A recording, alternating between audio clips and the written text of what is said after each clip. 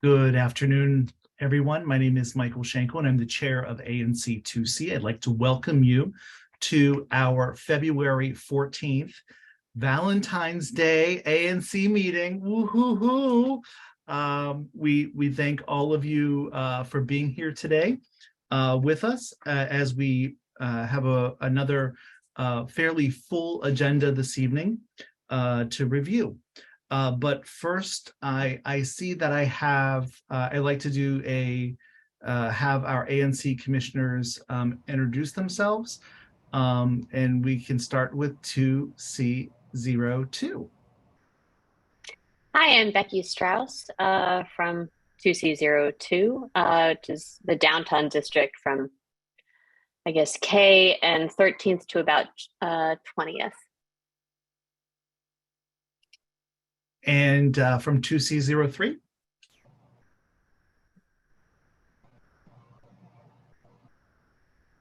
I see Thomas is coming on there.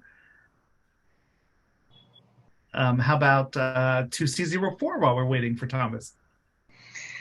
Hi, everyone. I'm Kristen Rowe from 2C04, which is downtown and city center, the funny shaped little one at the top of 2C.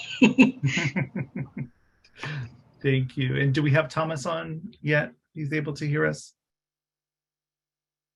Okay. I do see his name there. So we do have a quorum with, hey, Thomas. Hey, sorry about that. I'm here. I was able to. I had a window open somewhere and I couldn't find it. Oh, gotcha. We can hardly hear you. Yes, there you go. Would you like to introduce yourself? Yes, my name's Thomas Lee. I'm at the 2C03, and my special member district includes the National Mall and Penn Quarter. Awesome. Thank you. And I'm from 2C01, which is Chinatown, Penn Quarter area as well. So we have a quorum of four commissioners present this evening. So we are able to move forward. Yay. That's a good start. Our second meeting of our new commission. So I'd like to thank all of you for, first of all, for bearing with us as we learn our ropes as a new team. I would like to quickly share the agenda with everyone. The agenda is in slightly a little bit of a different order than we had published online. We are starting off with our community announcements. We have the commission decided that we want to put first up an update on McPherson Square encampment closure. We have decided that we are moving our MPD updates to the front of the agenda, as a lot of the discussion that we've had through the mayor's office, Councilmember Pento's office, and others relate to MPD related issues. So we wanted to have them come up first.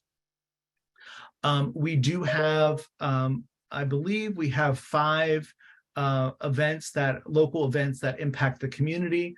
The Cherry Blossom, the Credit Union Cherry Blossom Kids Run, the Marathon Marine Corps, Her Story 5K, Scope It Out 5K, and the 14th Annual Pancreatic Cancer Action Network Purple Strides 5K and Walk.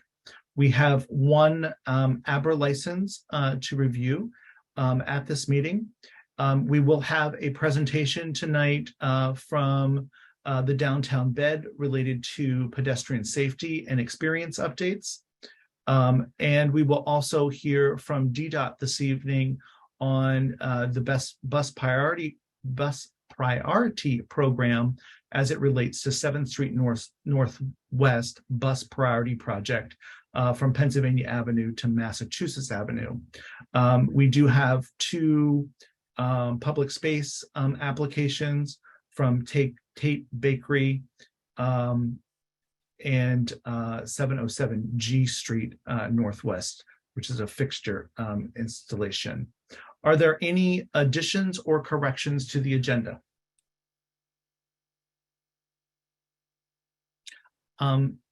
If not, are there any community members that have anything that they would like to suggest for the agenda? Then do I have a motion to approve the agenda as presented from the commissioners? So moved. Okay, is there a second? Second. Okay, and all those in favor, if you could please raise your hand. And I lost Thomas a second. Where did Thomas go to on my screen here?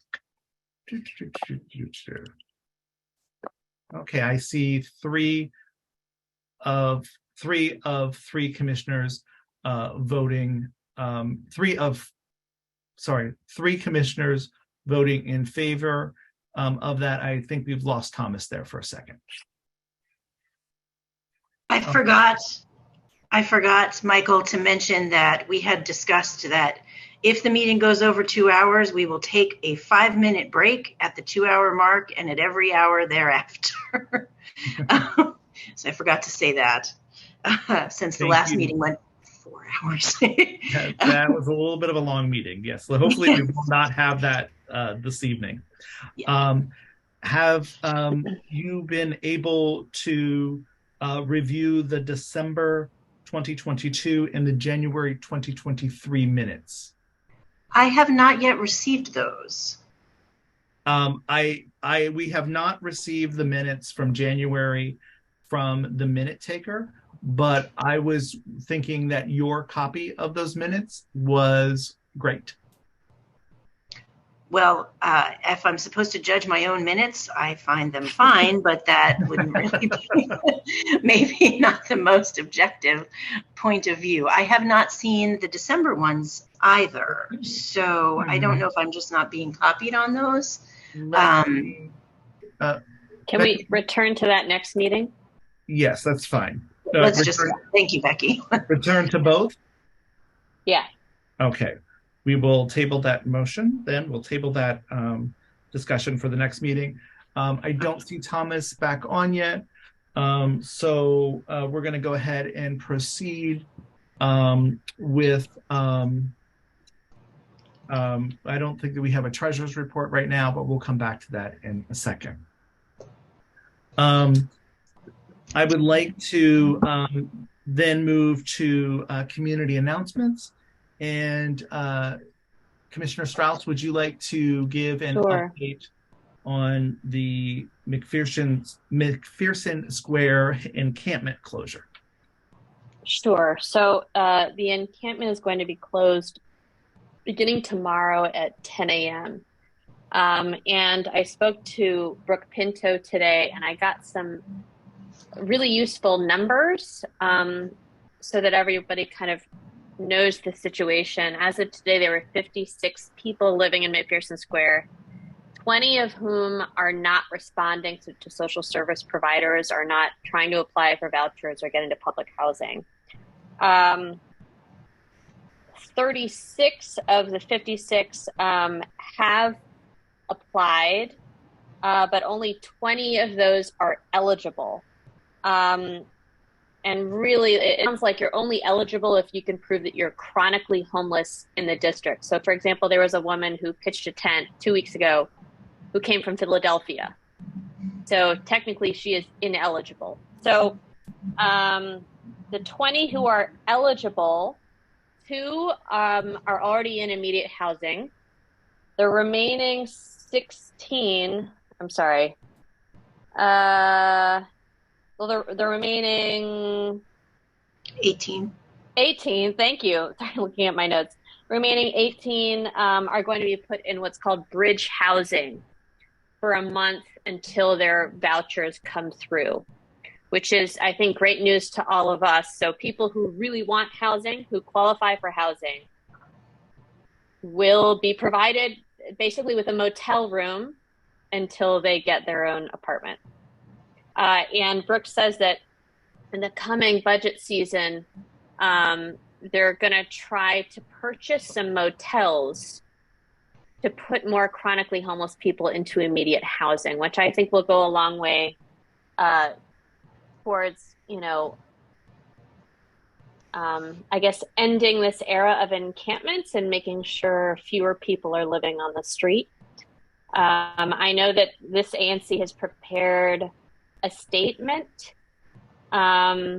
which, Michael, I don't know if we want to discuss that or approve it, but I would also say the basic gist is that we approve the closure of this encampment because city officials and social service providers have said that it's a public safety and public health emergency.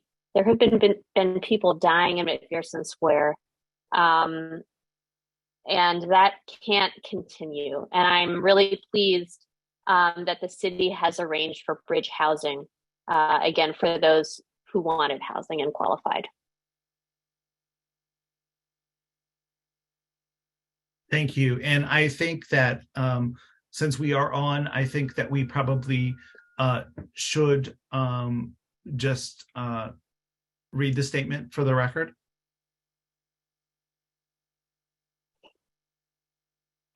Do you want me to do Kristen, that? do you want to read it? Or Michael? I can do it. Let me find the most recent version. Before I do that, Becky, may I ask you a question? Mm-hmm. Based on speaking to Council Member Pinto, I'm just pulling up the Word document on the other screen here. Do you know if the folks who go into this bridge housing will still be contacted by the social services folks who have been helping them, et cetera? They'll Yes. still be connected to services. That's my understanding because it's the social service providers who are handling the bridge housing, and they'll know where they're living, where to contact them. Great, thank you. I was just curious because I know that during the pandemic, there were some folks who were sort of isolated in housing and didn't have necessarily the connections, but I presume that we can follow up on that. I just was curious. I was just going to say there's a question, what happens to homeless who don't qualify for housing? I guess I'm not sure. Every person in the encampment has their own story. You qualify based off of vulnerability. If you've been assaulted, if you feel unsafe, like I said, if you've been homeless for a long time, if you've been in DC for a long time. So it could be that there are some folks who are homeless temporarily, have another situation they could head towards. I don't know for sure. And I said 20 out of 56 just did not engage with social services. So in a way, I understand that situation as there is housing. They could have applied. They could have tried, right, to go through the process, and they refused. And that presents a different problem of maybe negotiation, maybe finding other community leaders who could speak to them more effectively. I don't know if, religious leaders could do that, but they're not talking to city officials. Great. And Kristen, were you able to secure that document? Yes, I don't have a clean version, but we can share a clean version later on. So I will just read what we agreed to last night, which is on Wednesday, February 15th, the National Park Service, NPS, will clear the encampment located at McPherson Square 2 months ahead of the original planned date of April 12th.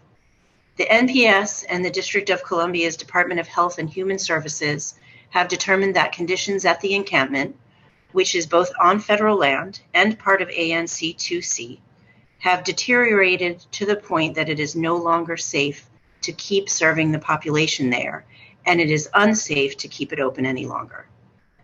Ward 2 Council Member Brooke Pinto, Social Service Provider Pathways to Housing, and the Downtown DC Business Improvement District's Homeless Services team are working with a number of district agencies to ensure that everyone who wants housing can be matched on an emergency basis as soon as possible. We respectfully request that any agencies, including the National Park Service and Park Police, who are enforcing the clearance of this encampment, treat these residents with compassion and dignity. As ANC 2C commissioners, we are residents of this neighborhood, and these are our neighbors. We will do everything in our power to support getting services to those in need while looking out for the safety of everyone in the vicinity of McPherson Square. And then it has our 4 names. Great, got it. Thank you both very much for that. And we, as a commission, have been, each of us have been discussing behind the scenes with various individuals about this problem. I know that it is a tremendous concern for many, not only from a humanitarian kind of perspective, but also from a public safety and public health perspective.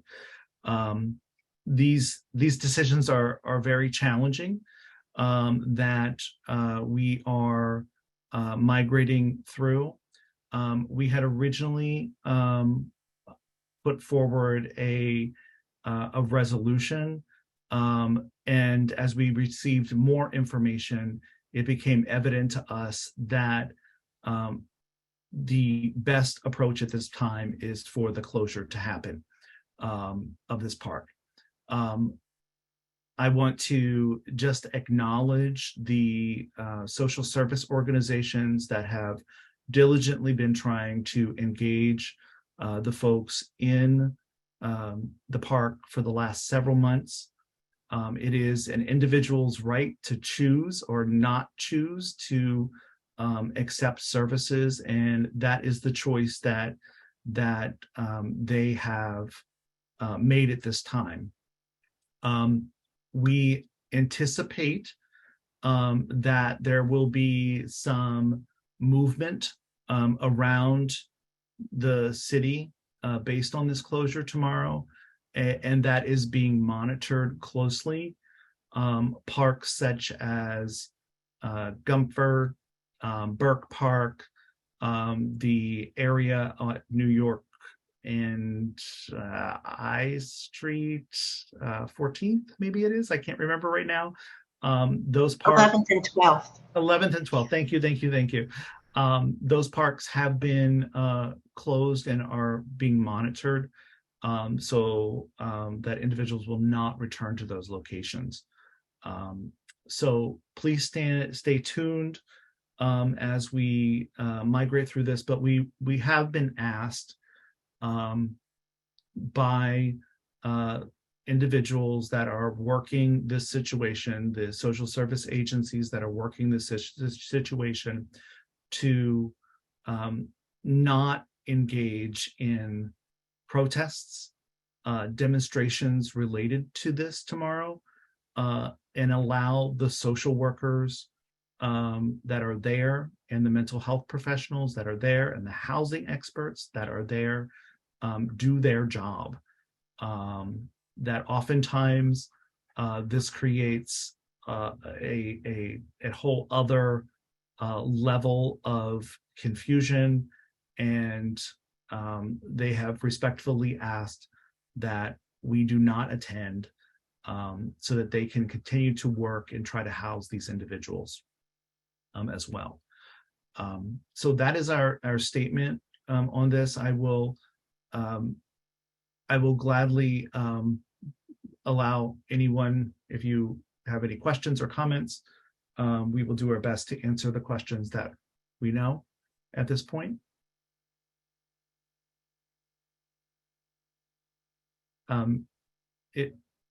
If not, I would like to move that we formally send the resolution to a vote at this point and distribute it. Is there a second? I'll second. Okay, Kristen with the second. All those in favor, if you could raise your hand. So 4 of 4 commissioners voting in favor of that resolution. Thank you. Go ahead, Thomas. You do not need to raise your hand as a commissioner. I was just being a little respectful. I was thinking that I really hope that there's no protest or I mean, tomorrow's going to be a very difficult situation for many people in that park and for and especially for the service workers that have to engage in people in a very difficult position in a situation. In the event that there is, well, actually, I was just thinking that, I'm wondering whether I know that there's been some ANC members that have, in other parts of the city that have weighed in on the situation and have, sent around a petition to the mayor and other council members asking them to delay the eviction or to stop the eviction. And I'm wondering whether, and this is something that, I'd be keen to get everyone's thoughts on. And this just came to me, and sorry for not bringing this up earlier offline. But I'm wondering whether, given the work that Becky has just done, compiling this information, I mean, that may be good information as supplemental information for other ANCs to know, as well as, we may want to, add a line in there that we ask, everyone to not protest, given how, and to allow the social workers tomorrow to do their difficult work. And I apologize for not bringing this up earlier. I just kind of came to me.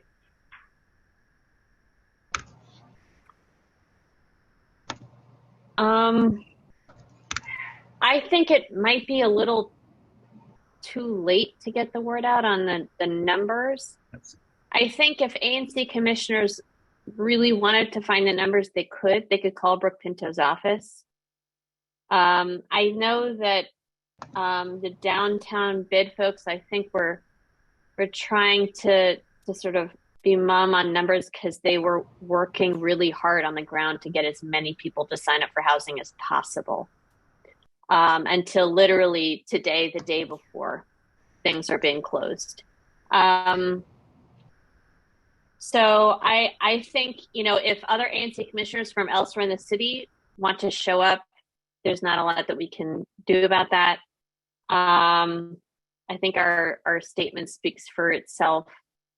I'd rather not, I don't know, I create more of a conflict than, because that's exactly the social service providers. They don't want conflict, right? So let's not create one.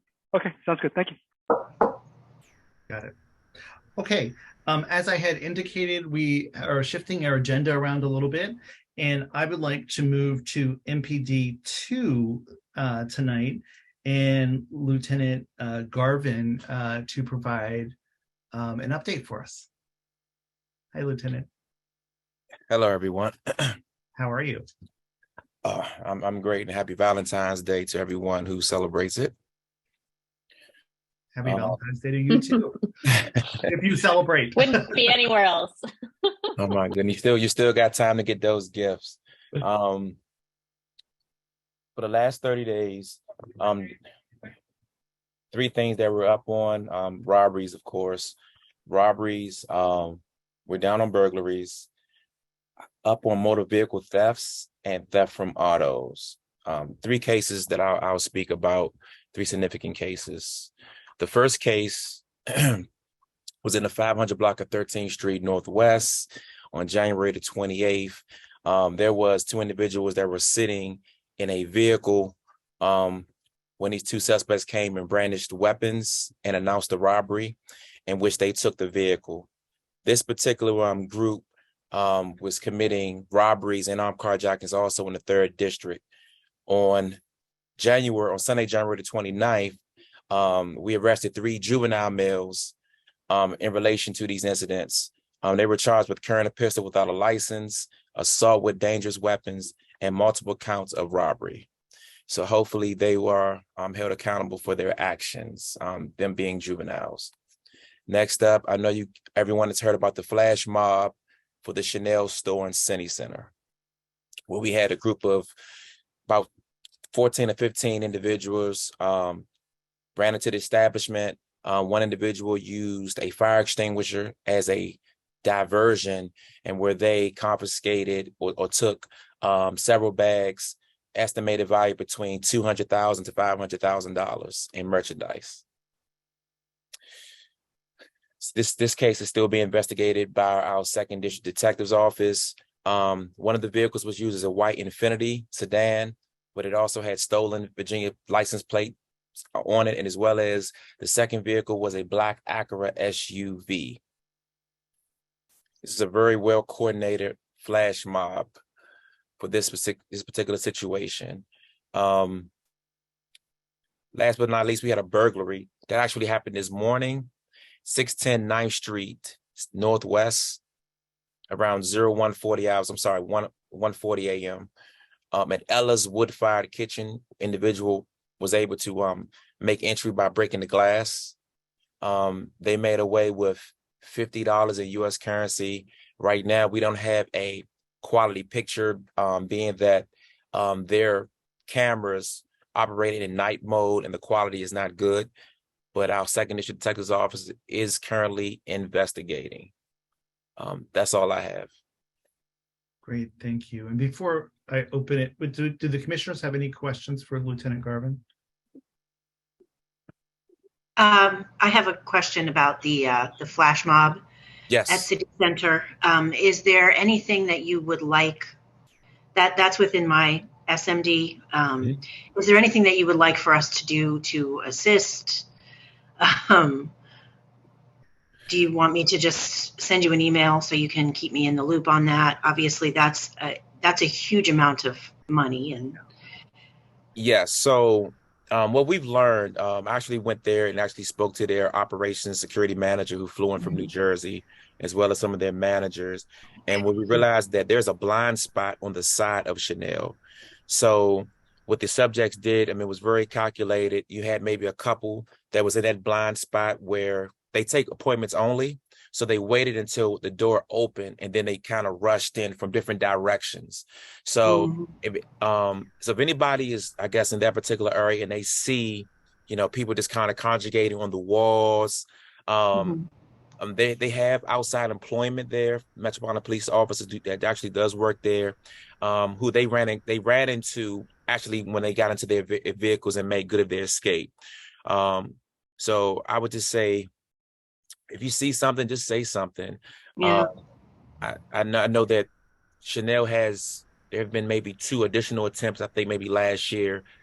They tried to hook up, I think, the door or something to a truck, and they tried to pull it, but that was a failed attempt. And I believe they also tried to just break in with glass, but they had reinforced glass. So that's why I said there is somebody that's the head of this snake here, where they were able to say, you know what, this is the best way to do this. It was very calculated. The time of day, how the vehicles were parked. One was parked in the front, another one was in the back. So everybody kind of ran their separate ways. But I believe that somebody is going to say something, so. Thank you very much. Was there a security guard there? I believe that they may have been, but I believe they're not armed. And if you have people rushing in, 15 people, what do you do? Yeah, I don't think they are going to try to make contact with 15 individuals running in. And a fire extinguisher could be used as a weapon. And they shouldn't, honestly. I mean, you don't want to get hurt. Handbags have a handle. Very easy to pick 10 up and walk out and run out. So I'm glad that no one was hurt, but that is an awful lot of money. So yes. I will send you an email, and if you can keep me in the loop on that, I'm sure that the folks at City Center would be grateful to be kept in the loop as well. Thank you. Sure thing. Can I ask about the juveniles? I understand like a lot of the crime spike that's going on is committed by juveniles, and the way the DC criminal code is, it's very hard to prosecute those crimes. Is that right? Yes, Rebecca. Yes. I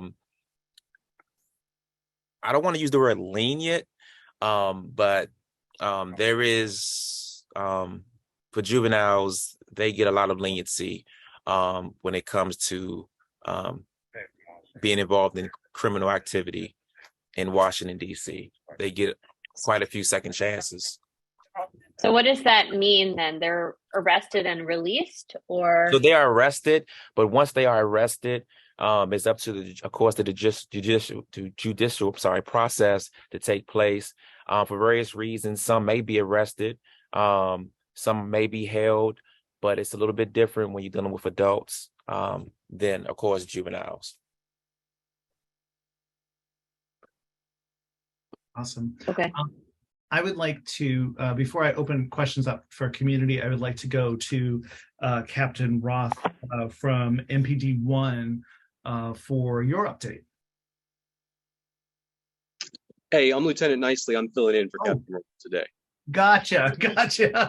My picture is so small on my screen right now, I can't tell. That's fine. A lot of people confuse us. That's fine. Captain Roth is actually going to be the acting commander for the 1st District for the next week or so. So I'm filling in for him. I'm playing Captain Roth this week. But I am normally assigned to Sector 1 for 1D, which is that Chinatown area that encompasses this ANC. So I can just tell you broad strokes over the last 30 days that there is an uptick in violent crime. And it's pretty exclusively due to an increase in robberies that's consistent with what Captain Roth, I think, has briefed out to you guys in the last meeting. I can touch more on that in a minute. I can tell you the good news is that property crime is down 10% over the last 30 days for that PSA inside this ANC. And the whole total crime number is down 2% over the last month. The robbery issue largely is connected to events at Capital One Arena.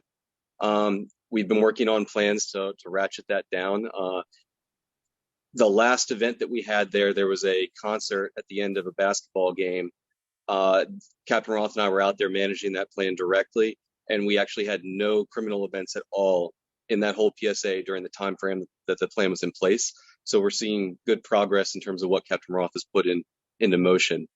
There were 2 robberies in the 700 block of H Street last week, and one of them was a robbery snatch. The other one was an assault with intent to rob, where a firearm was brandished. It was the same person, and it actually happened like within an hour of each other. That was closed with an arrest on the next day. The person was in the 5th District. He was able to be tracked by GPS, and he was wanted on several outstanding warrants of a similar nature from Montgomery County. So he has been a frequent flyer in a lot of jurisdictions.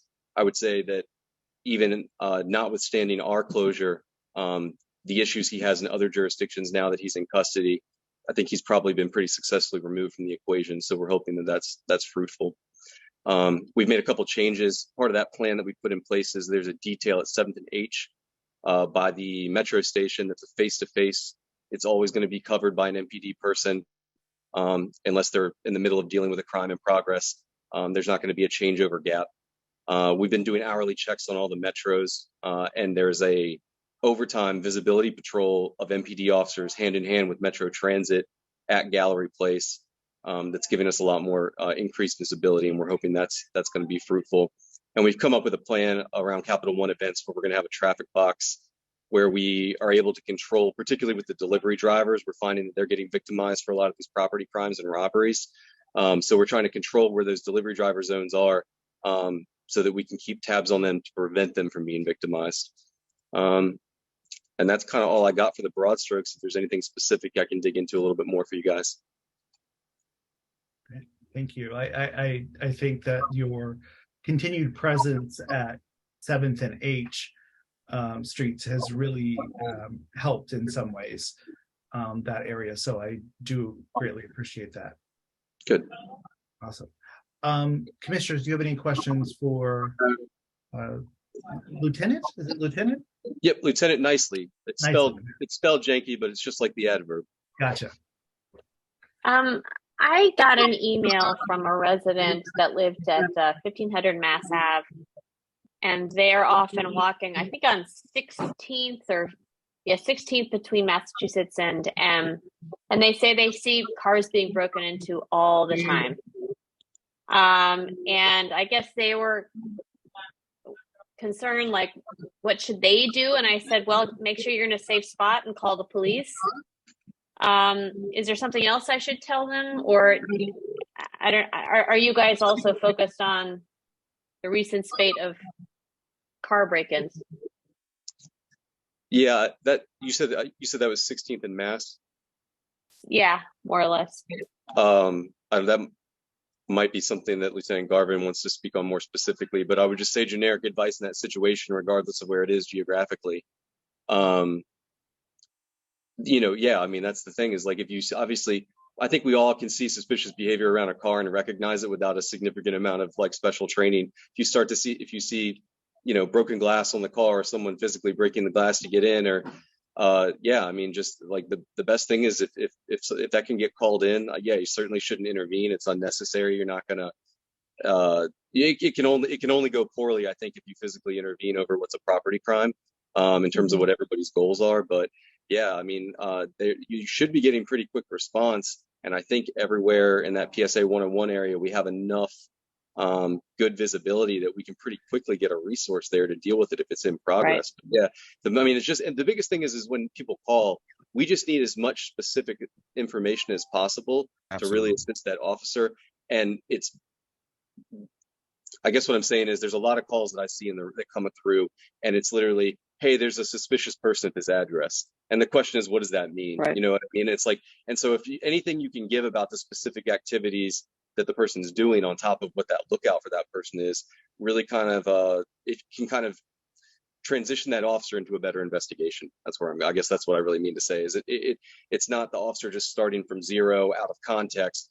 Anything you can do to contextualize about what they're doing is really going to help them in terms of getting a good stop and getting a good criminal investigation initiated about what that activity is.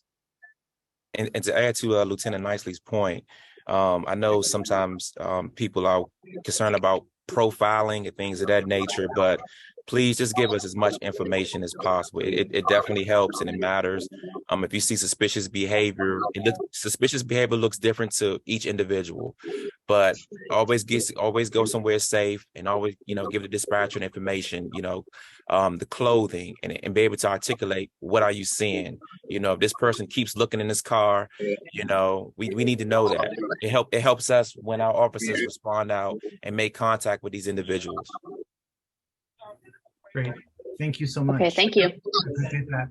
We have two questions. We're trying some new tactics at this meeting, in which I have displayed a timer that will give each person 2 minutes to ask question, and for the lieutenants to respond. And if you could all please, if you're not talking, please mute, that would be great. So first up, we have Barb.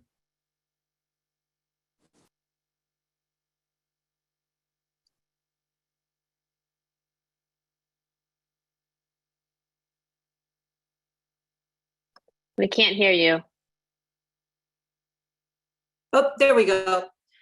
Sorry. I really want to start out thanking the police for all that they do to try to keep us safe. I think you guys don't get enough credit, and I just want you to hear it. Like, I really, really appreciate what you're doing and support you so much.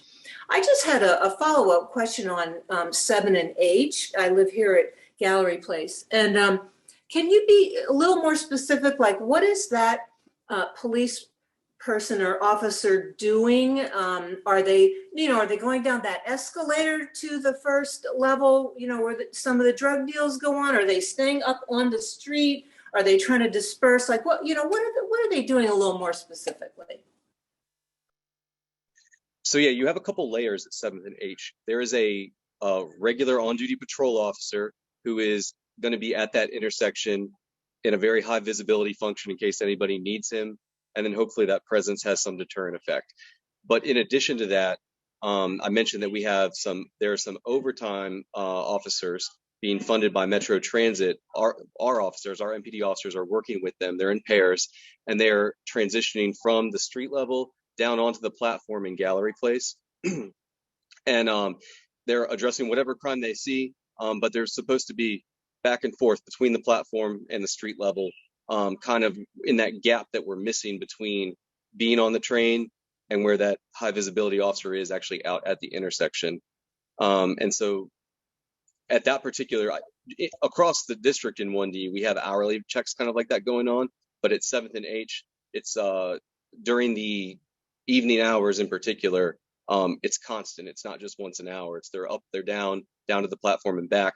And the other good thing is that that makes more seamless communication with Metro Transit Police Department, because it's one MPD officer, one transit officer together. And that's how we're kind of bridging the gap. Whereas we've learned recently we have some issues with delayed communication where we're kind of getting information from them late. So it's been a little more seamless having that play. Thank you so much. Appreciate that. And next up, we have Howard Marks. Yeah, thank you, Commissioner Schenko. I just wanted to echo your comments praising the Metropolitan Police Department for putting this 24-hour coverage at the intersection of 7th and 8th Street, which was announced to the downtown bid last week by Captain Roth. This is a tremendous improvement for us in terms of public safety and security.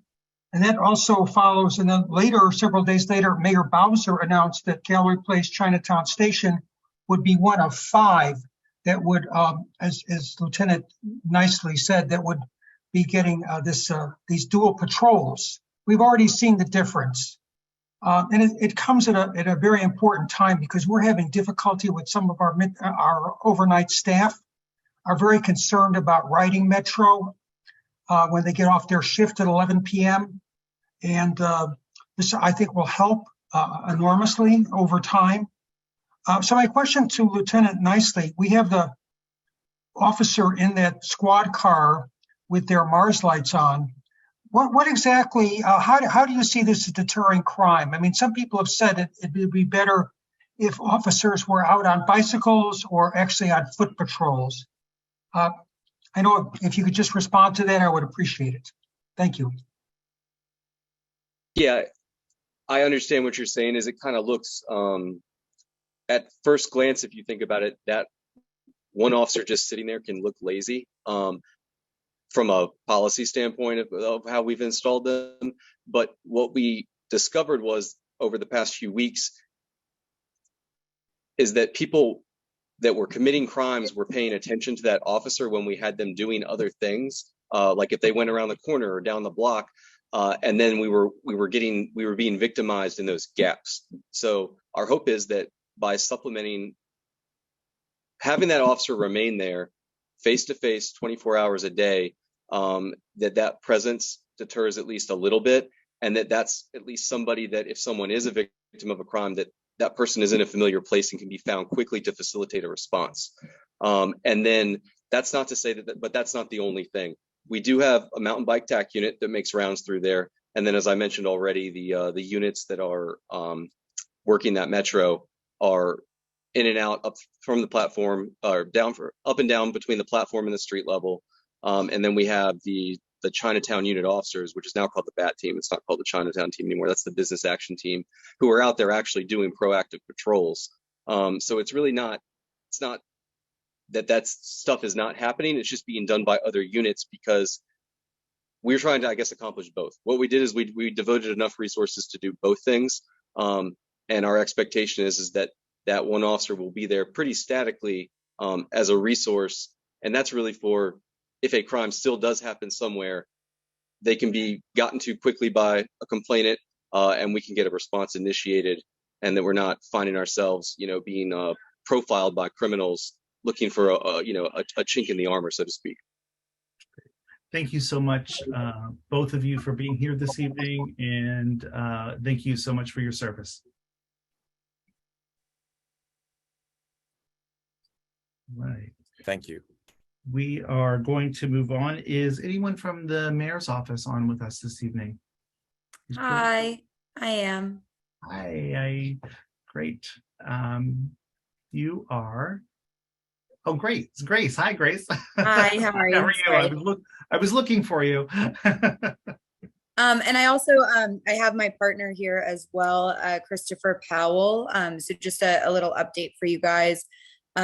Julius has transitioned towards 7 and 8. He's going to be providing them with some additional support there, since they tend to have a lot of rapids. Just having additional support there is needed for the role. So we have Christopher, who's joined the team as a Ward 2 Mokers.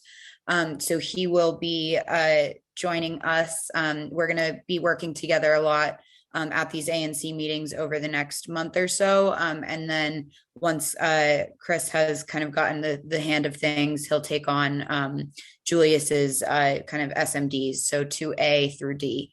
But you'll see both of us a lot in the coming days.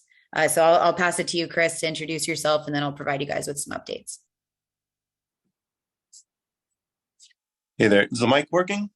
Yes. All right, how's it going? I'm Chris. Like she said, I just jumped on board Ward 2, so I'm excited to work with everyone and get to know you guys a little more personally moving forward.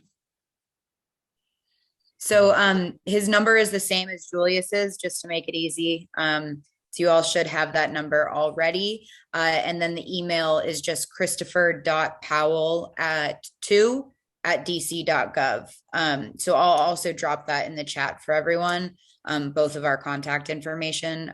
Once I have once I provide you with these updates, I'll also send my updates in the chat, and then I'll put our contact information. Just going into updates now, I just wanted to let you guys know that we have a few updates. One is that Mayor Bowser is presenting the Get Ready DC, a kickoff event that's taking place tomorrow at 11 a.m. at the Department of Housing and Community Development at 1800 Martin Luther King Jr. Ave Southeast. It's a kickoff event to equip residents to become homeowners. So you can join Mayor Bowser, district agencies, and DC residents to learn how to use district resources that can help you be better prepared to become a homeowner. This goes into some of our goals as a city. We want to increase Black home ownership by 2030. So this is part of just a series of upcoming events and initiatives that you guys will see dedicated to increasing home ownership. So I'll put up the flyer for that event in the chat when I'm providing my updates, because it has some more details as well. And then this past Monday, Mayor Bowser, former Maryland Lieutenant Governor Kathleen Kennedy, district leaders and community members celebrated the opening of the Ethel in Ward 7. It's a permanent supportive housing building that combines housing, tenant services, and amenities to help residents transition out of homelessness and move towards a more self-sufficient and fulfilling life. The opening of the Ethel is part of a larger vision to create an RFK campus and surrounding neighborhood that helps to honor the legacy of Robert F. Kennedy. So 100% of these units at the Ethel are PSH, so permanent supportive housing, and the building includes full-time staff and on-site supportive services. There are 100 units available. Also, just an update. I know you guys are going to hear from DDOT later today, but they're hosting an open house for ANCs on February 22nd from 3:30 p.m. to 5 p.m. So I encourage you all to attend to learn more about their organization and how to utilize them for your role and make your jobs easier. I want to thank you all for those who came out to the budget engagement forums last week. We are going to be asking all of you to share your top 3 priorities for the budget with us. So what I'd ask of this commission to see if the chair could kind of work with you all to gather a list of your top 3 priorities you would like to see in the budget, and then forward that to Chris and we can pass that on to senior leadership to make sure that that feedback is incorporated. And if you've already shared this with Julius, then please let me know, because I can also just connect with him on that. But we are trying to collect that by the end of this week so that we can make sure your feedback is incorporated. And then I'm also going to be dropping a flyer from DPR. They have $3 million in grants available to help assist organizations that are doing good work in the district. So there's more information about those grants there, but I encourage you to share that widely with people who you think might be interested or know someone who might know someone. Just the more people who have that information, the better. And that is all I have for you this evening, but I'm open to taking any questions you guys might have for me. Thank you so much. The grants from DC, what is it? DPR? Sorry, DPR. Is it just for recreation or? I will have to look to get more details. I know it's organizations that are partnering to provide youth services. Okay, then it's probably that. Great. Thank you so much, Grace. I appreciate that. And welcome, Christopher. You prefer Chris or Christopher? Chris is fine. Yeah. Chris. Okay, great. Awesome. Commissioners, do you have any other questions for the mayor's office? Awesome. We have a question from the floor from Barb. Go ahead, Barb. Boy, I'm surely gotten a lot of questions here tonight. I don't know if you're allowed to comment on this, and if not, I apologize for asking you in advance, but I'm curious about the mayor's office position on the recent House vote, the bipartisan vote, wanting to block some of the new criminal code, right? Can you speak to that? Like, what is the reaction, the official reaction from the mayor's office? So Mayor Bowser posted a statement following those votes. So I would direct you to that statement that she's released. If you use Twitter, I know it was posted the day the vote took place. So you can see that. I don't have it off the top of my head, but if you drop your email in the chat, I can forward that information to you once we get offline here. Actually, Grace, could you just, if you can, just post it in the chat, because I'm sure other people might be interested as well. Mm-hmm. Awesome. Thank you. And we have Nancy. I just want to give a very fast shout out. Thank you to the Department of Human Services for their stewardship of the building they bought at 1339 Green Court. I'm very happy to say that it is now secured from further invasions. Beautiful plywood, beautifully painted black. So I'm very happy that this actually got done. Thank you. And thank you for your advocacy around this as well. So I appreciate that. All right. I've got a quick question for Grace, sure, if you don't mind.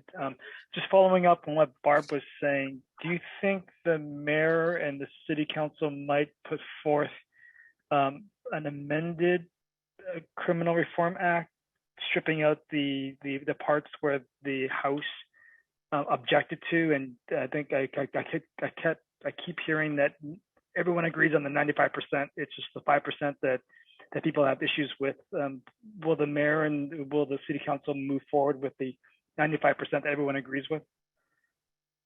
I'd have to follow up with you about that. I don't have that information in front of me at this time, but I will be sharing the statement that she released following that vote. And she was also working with the council prior to that vote on a revised amendment. So I can share that press conference with you as well. Thank you so much. I appreciate that very much. And just, I just have two comments. Thank you for these updates. I really appreciate it. I would like to encourage the mayor's office that if DC government agencies are going to do open houses for ANC commissioners, that they take into account that most ANC commissioners are full-time employees that work normal business hours from 9 to 5 and do not get paid or compensated in any way for their service as an ANC commissioner. So while I appreciate DDOT hosting this from 3 to 5 on the 22nd, I imagine not many people are going to show up to it. So I would like to say that, and I would also like to just comment that oftentimes we get messages from the mayor's office an hour or two before an activity is to take place and inviting us to attend, which in many cases feels like it's almost a slap in the face that oh, hey, you can, if you come in the next 15 minutes, you can join the mayor at this event or activity. So I appreciate the proactiveness of this, but there's just two pieces of feedback that I have that I think I would love for you to take back to senior leadership. Yeah, I can definitely, for the second part, I'll definitely take that back to senior leadership. As for the DDOT meeting, that's separate from the executive office of the mayor, but I do know that DDOT is on this call. So I think Donovan and Zach are here, so maybe they want to speak to the ANC time meeting. Right, there. but I'm taking it. I'm not. I appreciate that. I'm pushing to the mayor as the executive of city government to alert her deputies and her department chairs that if they are serious about activities like this, they need to make sure they're doing these activities when ANC commissioners and the public can attend. Yeah, I appreciate. Oh, sorry. Yeah, that's okay. I think, you know, whatever, anybody can do anything, but I think that is something that is incredibly important, that if we're going to take the positions of ANC commissioners serious and give them great weight, then we surely should be receptive to providing great weight to the ANCs. So thank you so much. I appreciate that. Yeah, I will definitely bring that back to senior leadership for you. Thank you. I appreciate it. And I would like to move forward with Councilmember Pinto's office. And I see Brian on. I don't know if I see anybody else from Councilmember Pinto's office. I think it's just me this month, but hopefully you're on. Okay. Hopefully Councilmember Pinto will be joining you all next month. That is the plan. Yes. for March. So hope to see you all then with her as well. So happy Valentine's Day. For anyone who doesn't know, I'm Councilmember Pinto's Constituent Services Director. I want to thank Commissioner Strauss for the updates on McPherson Square earlier. I'll share a little bit of additional information. Councilmember Pinto and our team have been visiting the encampment multiple times a day this past week to speak with residents and service providers to see, make sure everything is going as smoothly as it can. Our focus over the past year has been on getting folks engaged with the housing providers and resources that they need.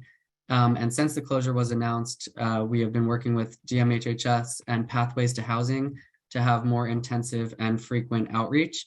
Councilmember Pinto's priority remains on ensuring that all residents have access to safe and stable housing, and she's working to address the unacceptable delays we're seeing in getting folks moved into that housing. You'll see this priority reflected in Councilmember Pinto's budget letter, which I'll mention in a few moments. The Councilmember also will be visiting Pat Handy's shelter in the next few weeks with Councilmember Robert White, who's now the chair of the Housing Committee, to make sure that the issues that you all have brought to our attention at Pat Handy are addressed for the surrounding area and the actual shelter itself. So I wanted to make sure you all knew that as well. In terms of public safety, our other top priority remains improving public safety. I was glad to hear MPD's updates earlier, and we're very happy about the Metro Transit Police work that they're doing in coordinating better. I also want to announce that Councilmember Pinto is going to be holding 3 public roundtables on gun violence prevention and reduction initiatives. So again, there's 3. The first is a chance for the public to offer their testimony, and that's going to be on Zoom on Friday, March 3rd at 11 a.m. The second will be in person at the Anacostia Library on Saturday, March 4th at 11 a.m. And then the third is for government witnesses only on Monday, March 6th at the Wilson Building. All 3 events are going to be broadcast on Channel 13 on the council website and on our YouTube page. So hopefully you'll be able to catch one of those events if you're interested. I know there's a lot and different availability based on time of day. I'm going to post a link in the chat with the RSVP form in case you are interested in any of those roundtables. Next, I want to talk about oversight. So the council's performance oversight hearings for the entire DC government are going on now. We're making our way through them. Councilmember Pinto is attending as many as she can to bring your concerns and questions directly to the heads of these agencies. Tomorrow, for example, there are hearings for fire and EMS and DPW. I know a lot of folks have thoughts on DPW lately. I get less complaints from 2C residents about DPW issues, but there are still plenty of room for improvement, I'm sure. So if you're interested in testifying at any of these hearings, instructions do vary based on the committee, so you'll typically need to register a few days in advance. And I'll post a link in the chat for the full schedule with the instructions for testifying, so you can see what's still on the schedule. And I think DMHHS, which does encampment outreach and oversight, is on Thursday of this week, so on the 16th, sorry. So another one to keep your eye on. All of these oversight hearings then lead us into budget season. So Councilmember Pinto released her Ward 2 budget priority letter yesterday. I'm going to post a link in the chat to that letter so you can read it for yourself. But the #1 budget priority is addressing public safety and ending gun violence. So I think you'll see that reflected in the letter. Mayor Bowser is then expected to release her budget on March 22nd. And once the mayor sends her budget to the council then holds public budget oversight hearings where you can again testify. And at the March meeting, I'll provide the information on how to testify. I don't think the links are up for that yet and the dates aren't set. The council then makes changes to the budget, and the first of a few budget votes happens in May. So it's a long budget process, as many of you know, but that's how the city makes their priorities known. So very important to follow that if you're interested in all the issues that I'm sure you're here for. And then legislative updates, just a few. So our legislative team has been hard at work on a number of new bills. I'm going to post a link in the chat to our newsroom so you can just check out any ones that you want, but I'll mention a few of them now. So Councilmember Pinto introduced the Expanding Access to Public Restrooms Act, which is going to increase the number of public restrooms in all 8 wards. This bill would require that all new and substantially renovated parks include public restroom facilities, and provides grants to the bids and main streets to maintain and clean the facilities. Our office also receives a lot of complaints about vehicle noise. So Councilmember Pinto introduced a bill that would create a noise camera pilot program to identify and find vehicles that are above a reasonable noise threshold. This legislation also creates a study to determine long-term plans for infrastructure that reduces vehicular noise. And I know that noise is important to ANC 2C. I believe for the amplified noise bill and the harmonious living bill, we're waiting on the chairman and Councilmember Nadeau to reintroduce those, but we do expect them to do that this council period. There's just 2 other bills. The Prior Authorization Reform Amendment Act holds health insurers accountable so DC residents can receive medical care in a timely manner. And then I think since the last time we met, the council member introduced the electric bicycle bill, e-bikes bill, that establishes an instant rebate program for DC residents to use at DC businesses to purchase e-bikes. So a lot of legislation going around right now. So keep your eyes on our newsroom or on our social media. Also just, of course, sign up for our newsletter at brookpintodc.com. Again, brookpintodc.com. I think our newsletter goes out about every 2 weeks now. And you can get all the information in a summary there, because I know there's just too much to follow if you have a full-time job or a life. So anyway, be sure to do that. So I'll post all those links in the chat. I think that is everything for me. Great. Thank you so much, Brandon. We really appreciate you being here. Did Councilmember Pinto have a response to Chairman Mendelson's bill about doing away with vendor license? I'm not sure. Honestly, I'd have to check with our leg team on our position on that. I know he combined it with Councilmember Nadeau's bill, correct? Yes. Okay. Do you have any thoughts you want me to share with her? Yes, I think that. Yes, I have lots of concerns about that. Not allowing, not having individuals be required to have a vendor's license in the city is just going to add to our perpetual problem that we're experiencing in downtown, especially when you think about the areas around Cap One Arena, etc.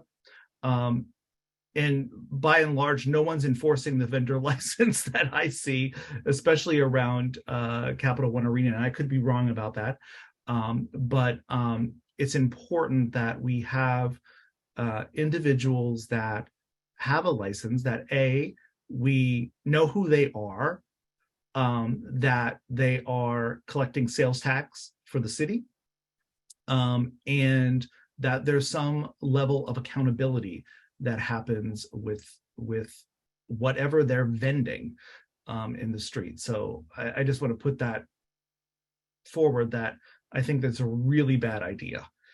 And the fact that Chairman Mendelson has put forth this without addressing our noise issue that we have been asking him to address for years, with no action, that continues to be problematic for us. Got it. Okay, I'll take that back to the council member. Thank you so much. Commissioners, do you have any questions for Brian and I do. Go ahead. Hey, Brian. I note that you said that Councilmember Pinto would be visiting with Robert White the Pat Handy shelter. Are you talking about the temporary location on 11th Street or the construction site?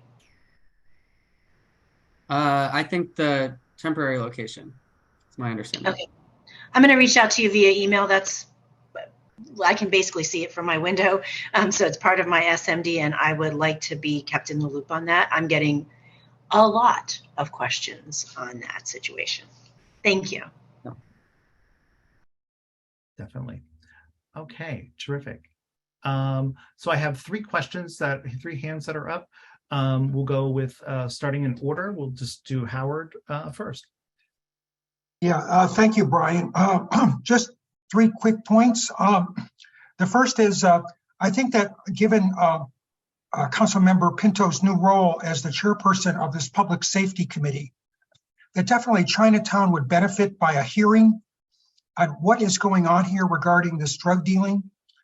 We know these people arrive, they don't live in the neighborhood, they arrive from who knows where. They sell the quantities, very small quantities, to basically homeless people and young people, juveniles. And we desperately need to find out more about this issue, what's driving it, and what could be done about it. That's number one. If you could pass that along to her, that would be great. Secondly, as discussed about the crime reform bill, in terms of this corrections bill that is going to be introduced, I think the issue with shoplifting will become an epidemic if the provision of the current proposed law waiving requiring jury trials for misdemeanors will mean it'll be almost impossible to prosecute anyone for shoplifting downtown, and especially in Chinatown and other areas. It's just going to be incredibly, those costs will be passed on to consumers, and their businesses will close. So I hope that will be part of the corrections package, will be to lift this misguided effort to nullify, say that shoplifting and other sort of crimes can lead to a jury trial. That's all I have. Thank you. Okay, thank you. I'll definitely take those both back to the council member. Thank you. Next we have Barba. So, Michael Schenkel, this is my third question of the night. I'm sure you. I know. You're on a roll. I'm telling you, I am on such a roll. Poor Brian is now going to get the worst of it. I don't mind. Go for it.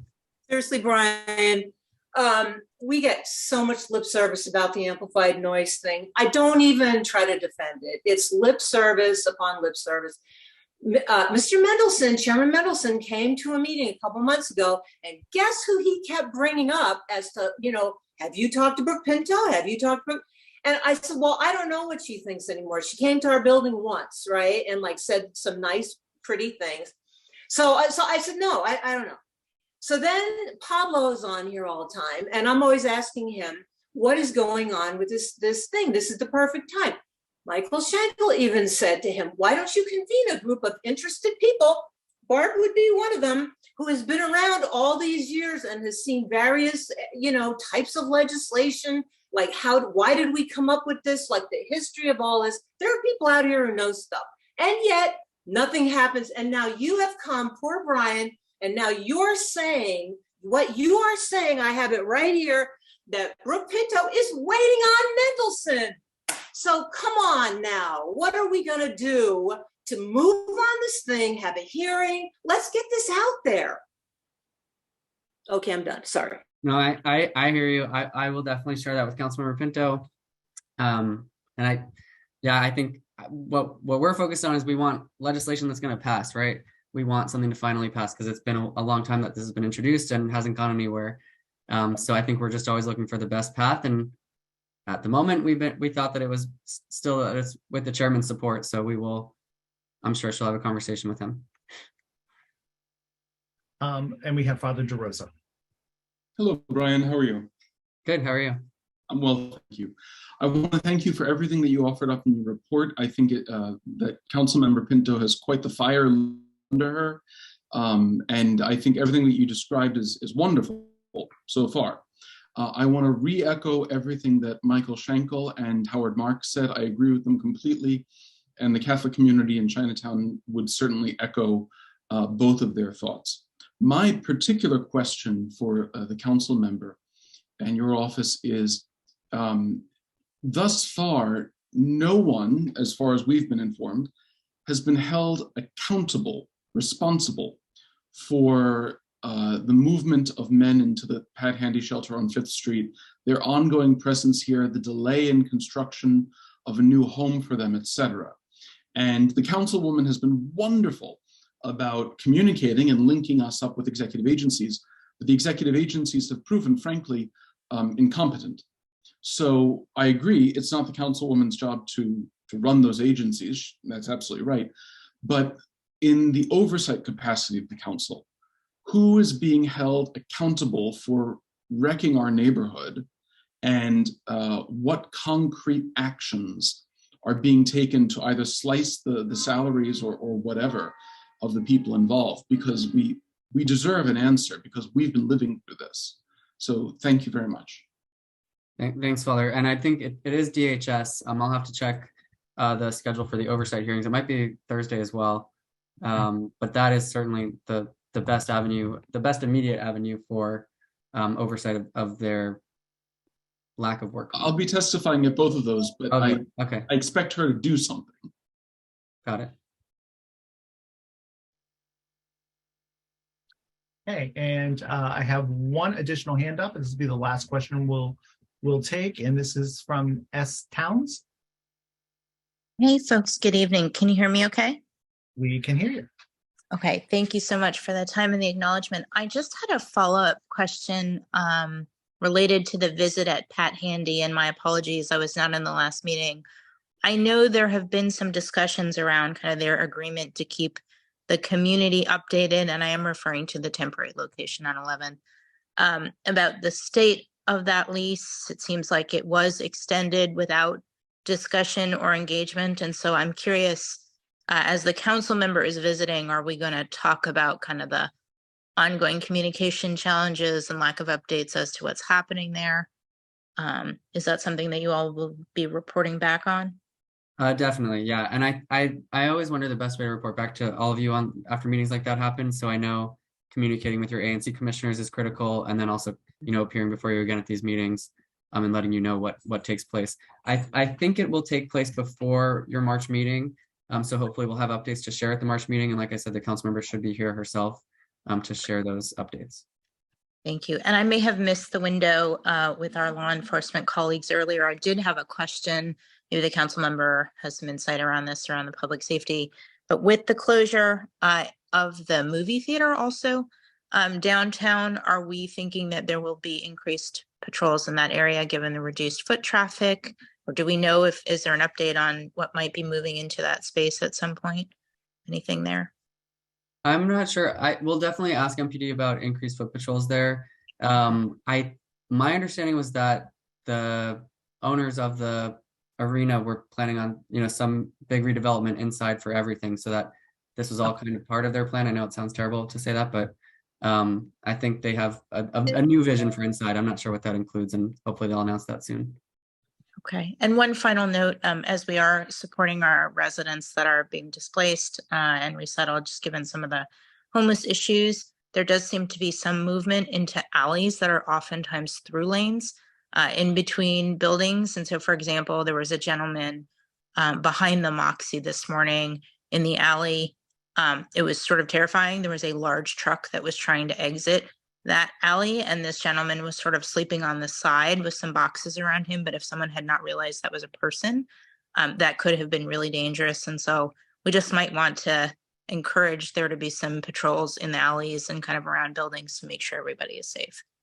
Thank you. Yeah, that sounds good. And you probably all have the encampments email. I'll post it in the chat. But if you do see somebody, in a location that you don't think is safe, always email that encampments report email, and then you can copy me as well. I took place in the point in time count a couple of weeks ago, and specifically went around Chinatown in the Gallery Place metro area. And we did walk through every single alley and, staircase anywhere that somebody might be. And you'd be surprised, that there's so many people in plain sight that, you don't see when you're not looking for them, I think. Yeah. Okay. Thank you. Thank you for that feedback. Hey, Brian. This is Commissioner Lee.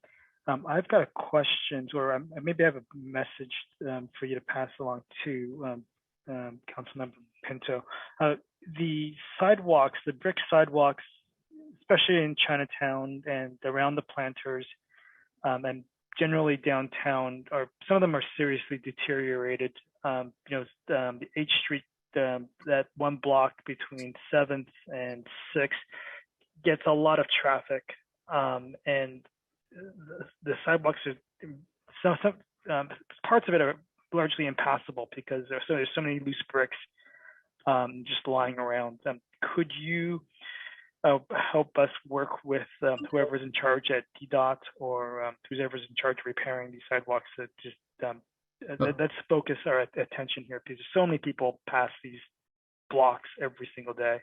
Definitely, and I'm always worried about the bricks being used for bad things. So I always want it to be secure. I think they did just redo I Street, right? A little section of I Street, maybe a 5th and I around there. So we have sent a few locations to DDOT, and Donovan's on here. I know they're speaking later. So hopefully he's listening now and is noting that we have certain locations. But yes, always flag the locations. For sidewalk repairs, there's a 301 request, but it takes a really long time, like maybe 2 years, or it takes at least a full year for them to decide if they're adding it to their paving plan or not. And I don't think DDOT released their paving plan yet for 2023, but they usually tell you, here's all the streets and sidewalks that we're going to redo this calendar year, or fiscal year. So I'm hoping we can get these sidewalks on there before they do that. Right. But that block, if it's not on, needs to be a priority given the amount of people that traverse that site, as whether they're tourists or whether they're pedestrians or commuters. That's just a very busy part of town, and it's very, very sad to see the sidewalks the way they are. And which block? Okay, I see 400 and 500 blocks. 7. Oh no, that was so. No, it's basically H Street between, basically the Chinatown. H Street between 6th and 7th Street, especially, and also the area, the area right around the arch. There's just a lot of, loose brick and open, dirt patches. Okay. Okay. Thank you so much. I appreciate you being here, Brian. Thank you. We look forward to having Councilmember Pinto next month. Sounds good. Awesome. Thank you. Do we have anybody from Chairman Mendelson's office? I don't think I saw anybody on. Okay, we will move forward to local events that impact the community, and we have George Banker up first, who will address the Credit Union Cherry Blossom Kids Run. George. Yes, good evening, everyone. Commissioners, I'd like to thank you very much for giving me this time this evening. I'm here to talk, basically to talk about the Credit Union Cherry Blossom, the Kids Run, which will take place on Saturday, April 1st. This is the 50th anniversary for the Cherry Blossom, which basically is the fundraiser for the Children's Miracle Day Network, which benefits Children's Hospital. They've been the sponsor since 2002, and we've raised over $9.5 million for Children's Hospital. The area around the National Building Museum, primarily between 4th and 5th, and then back up between F and G. We're only looking at having 500 participants, and there's only ages between ages 4 and 10. We work in conjunction with MPD. Also, we have the medical volunteers, DC, fire, EMS, and also we have the George Washington, the medical faculty associates providing the medical services. The actual hours will be between 5:30 when we start with the closures behind the Building Museum. The actual run itself takes place between 9:30 and 11:30. And that's when that 11:30 is the last wave of the participants that go out. And by 12 o'clock, everything will be closed down. And that's when we will start policing the entire area behind the Build a Museum, which that is going to also serve as the expo for Friday and Saturday for the other 18,000 people that will be running Sunday down on the around the Washington Monument grounds for the actual 10-miler itself. And I've been with the event now going on 34 years. I should know this stuff inside and out. And we're going to have 120 volunteers assisting. And also we have, from a safety standpoint, the area is sort of corralled in where the participants will be. Each child will have a wristband on, and the parents will have one as well. And there's only going to be one entry point for them to go in and to exit. So that way we maintain the control to make sure that none of the participants get out of that area without an adult with them. Pending any questions that I didn't cover. Commissioners, do you have any questions for Mr. Banker?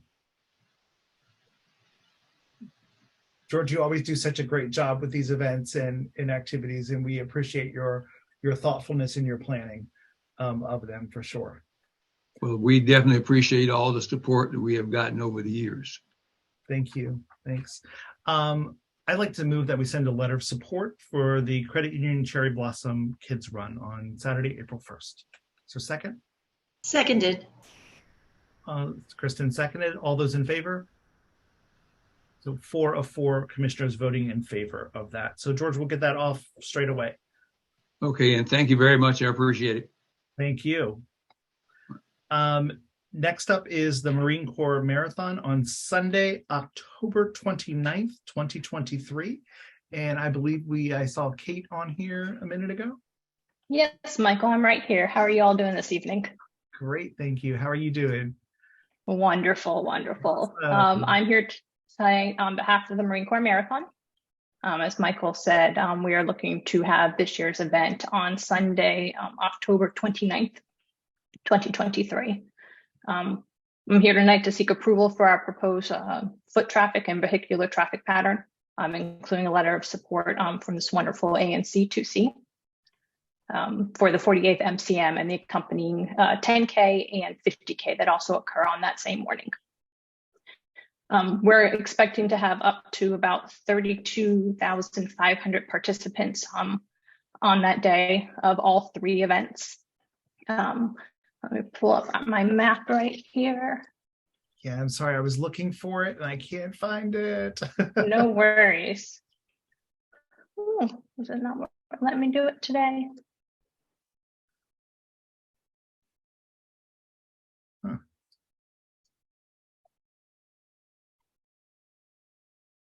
Sorry, I had to switch from my work computer to my personal computer because I forgot my power cord and it started dying on me.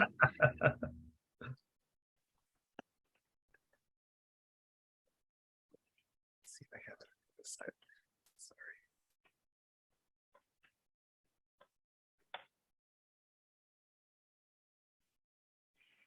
I apologize. I cannot find it. Okay. Yo, passe ma phone.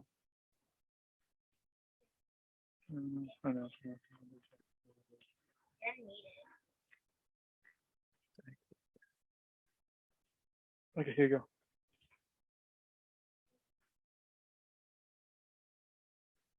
So it goes through. Does it? This follows kind of the similar path through. Yes, it is the same path that we had for this past year in 2022. The largest area of impact for ANC 2C is from 15th Street Southwest.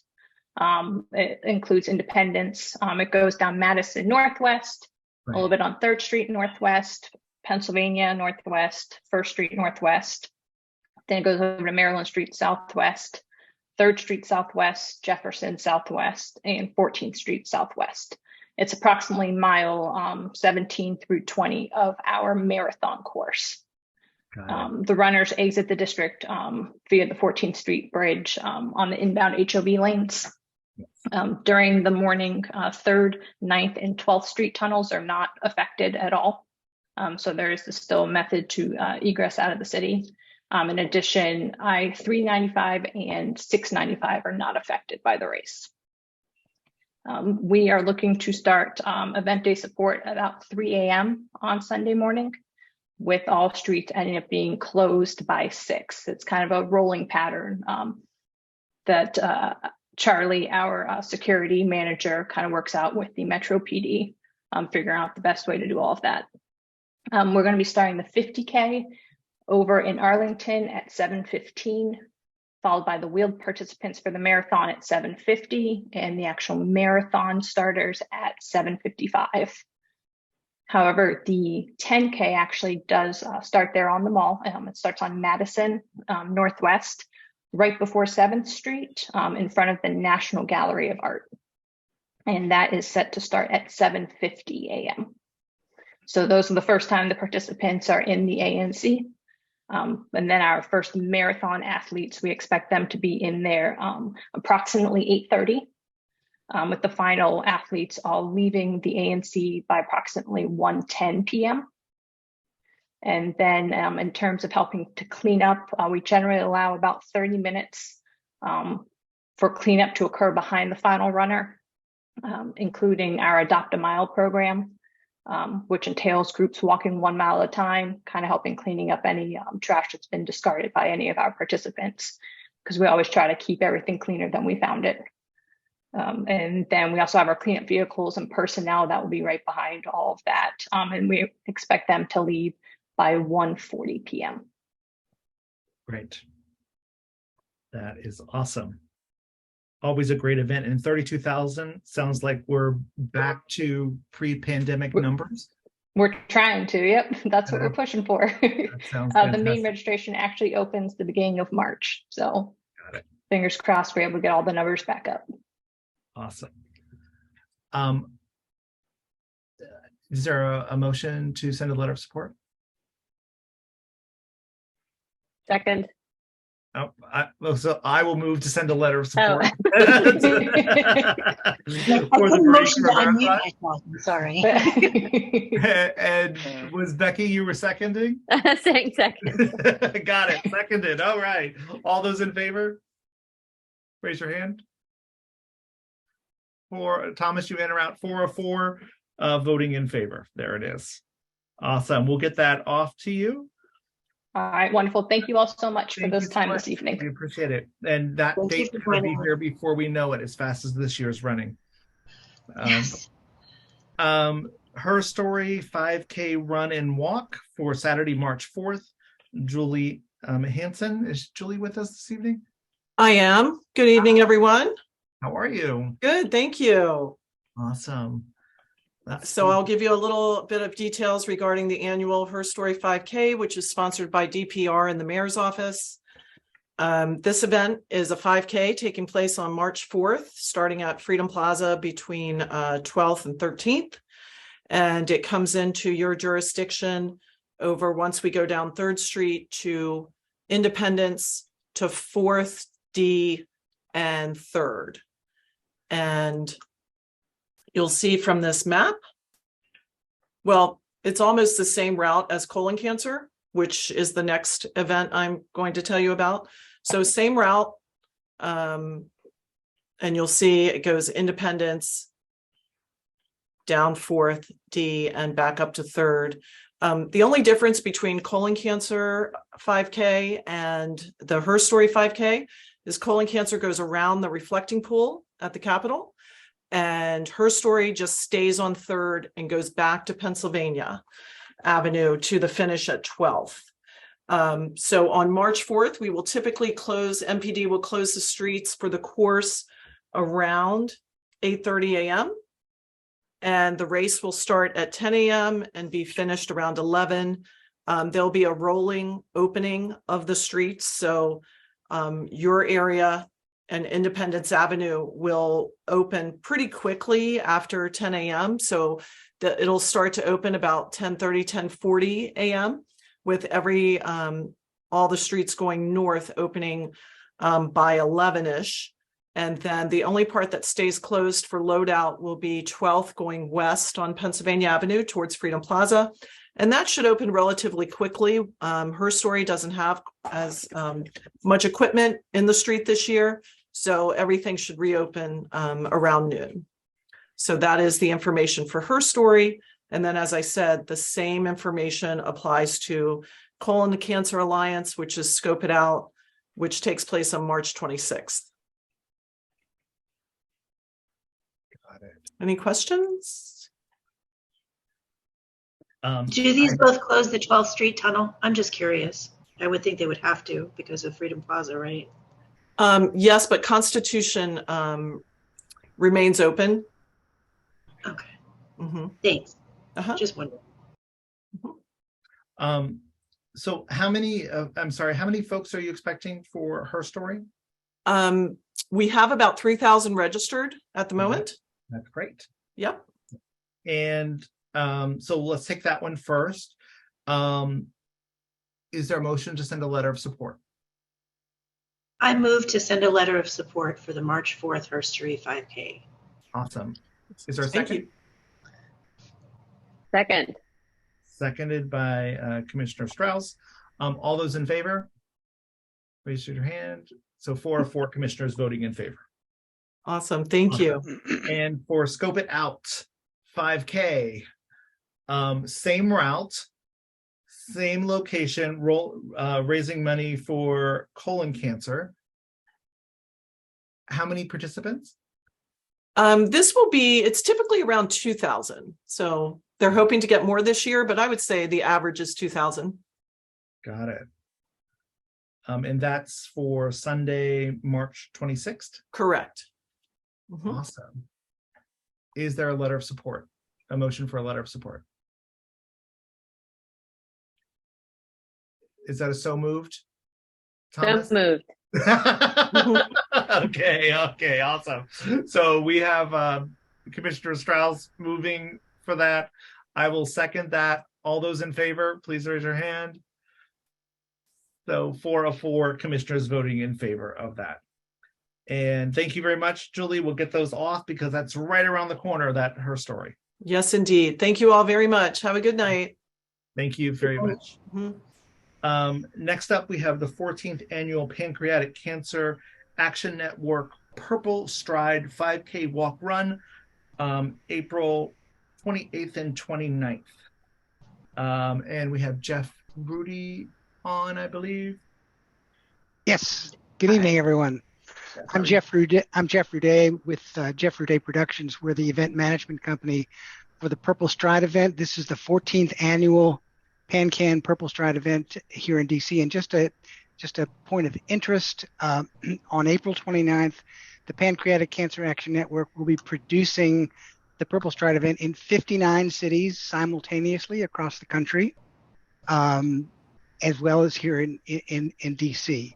This event uses essentially the same course that Julie just described for her 2 events. The start and finish is on Pennsylvania Avenue between 12th and 13th. The course goes west to 3rd, south to Independence, west to 7th, reverses direction at 7th, comes back to 4th, south on 4th to D, and then east again to 3rd Street, back up to Pennsylvania, and back to where it started. The timeline is on the screen. This is a rather large setup in terms of the staging and assembly area between 12th and 14th, which is why we need to begin that process at 7 p.m. on Friday night. We're done generally by around 11 p.m. on Friday night.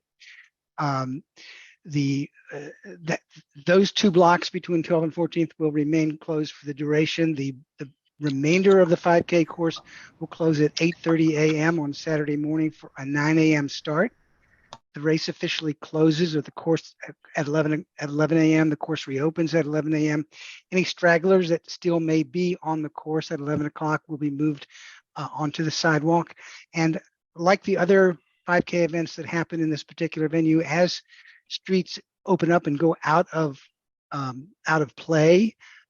As the end of the race passes streets and intersections that are then out of play, those streets and intersections will reopen on a rolling basis.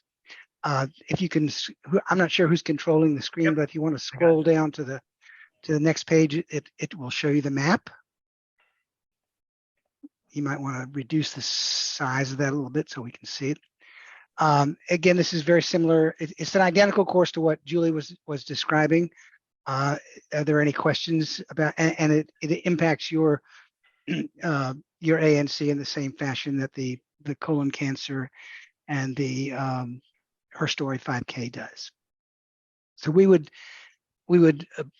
greatly appreciate it if you would consent to give us a letter of approval for this event this evening. Awesome.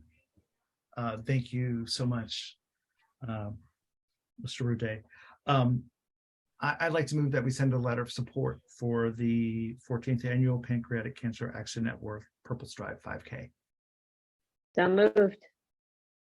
Moved by Commissioner Strauss. All those in favor?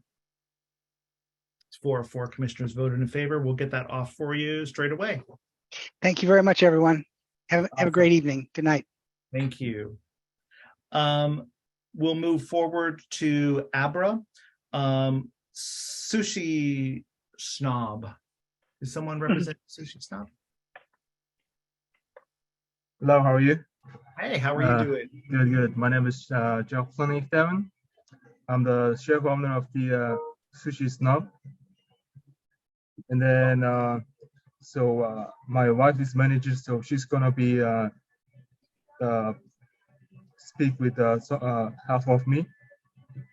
And her name is Zolzai Mashbat. And then she's gonna be like introduce everything about what's our plan and things. I'm the chef. She's the managing everything. Awesome. Yeah. Totally awesome. Yeah, Zola, go ahead. Hello, everybody. Hello there. Hi, and I'm my husband Jacqueline Taving is the 100% sole owner as a chef, and I am, handling whole, servicing and processing all this kind of stuff. And we just got the ABC license beginning of December last year, 2022. And the hour is right now our ABC license, selling soft liquor, like we call like beer and wine, 11 a.m. to 8 p.m. Monday through Saturday. We close on Sundays. And we just requested another extended hours for 11 a.m. to midnight, Monday through Saturday. And, because our restaurants is kind of very slow, and then we would like to boost our sales. Mm-hmm. And we don't sell beer and liquor, beer and wine before. It's our first time having a license, ABC license. And, a lot of customers, they don't recognize or they don't know.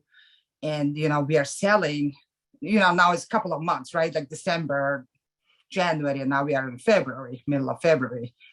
And a lot of customers, they're asking, like, hey, we're having a date, couples says that, hey, are you guys opening dinner time? I would like to make a reservation. Do you guys sell a beer and wine? And they said, yeah, we were working on all that. But since the beginning of December, we just got the license, and a lot of customers, they don't know we are selling, beer and wine. And we have to introduce to people as much as we can to promote our business, mm-hmm. and to boost our sales. And our restaurant, Sushi Snob, is a family and friends friendly restaurant. most of the time we sell like more food than alcohol beverage, like soft liquor and beer and wine. And we really need you guys' support and to boost our sales. And please try to, support us to boost our sales, because we have been impacted for the pandemic last couple of years. And, like nobody's coming to office and working in the person. And then everything is the kind of virtually, and we have been go through like so much, and then still we are in the processing to boost our service, and then trying to open dinner time. And lately, Django, sushi chef Django, is trying to boost our sales, doing some omakase style sushis for dinner time, and whenever he has a reservation, but not all the time, not every day, maybe like Friday night or Saturday night. Got it. Once in a while, not like every Saturday, Sundays. I mean Friday, Saturdays. So you are looking to just add 4 hours to the end of your day. Yes. Your current license is. Okay. Yeah, we Got just it. want to boost our service, Yep. boost our sales, and then we have to put a lot of promoting, to let the customers, let the neighbors, let the people know, customers know we are selling. Our sales is like most sales is food.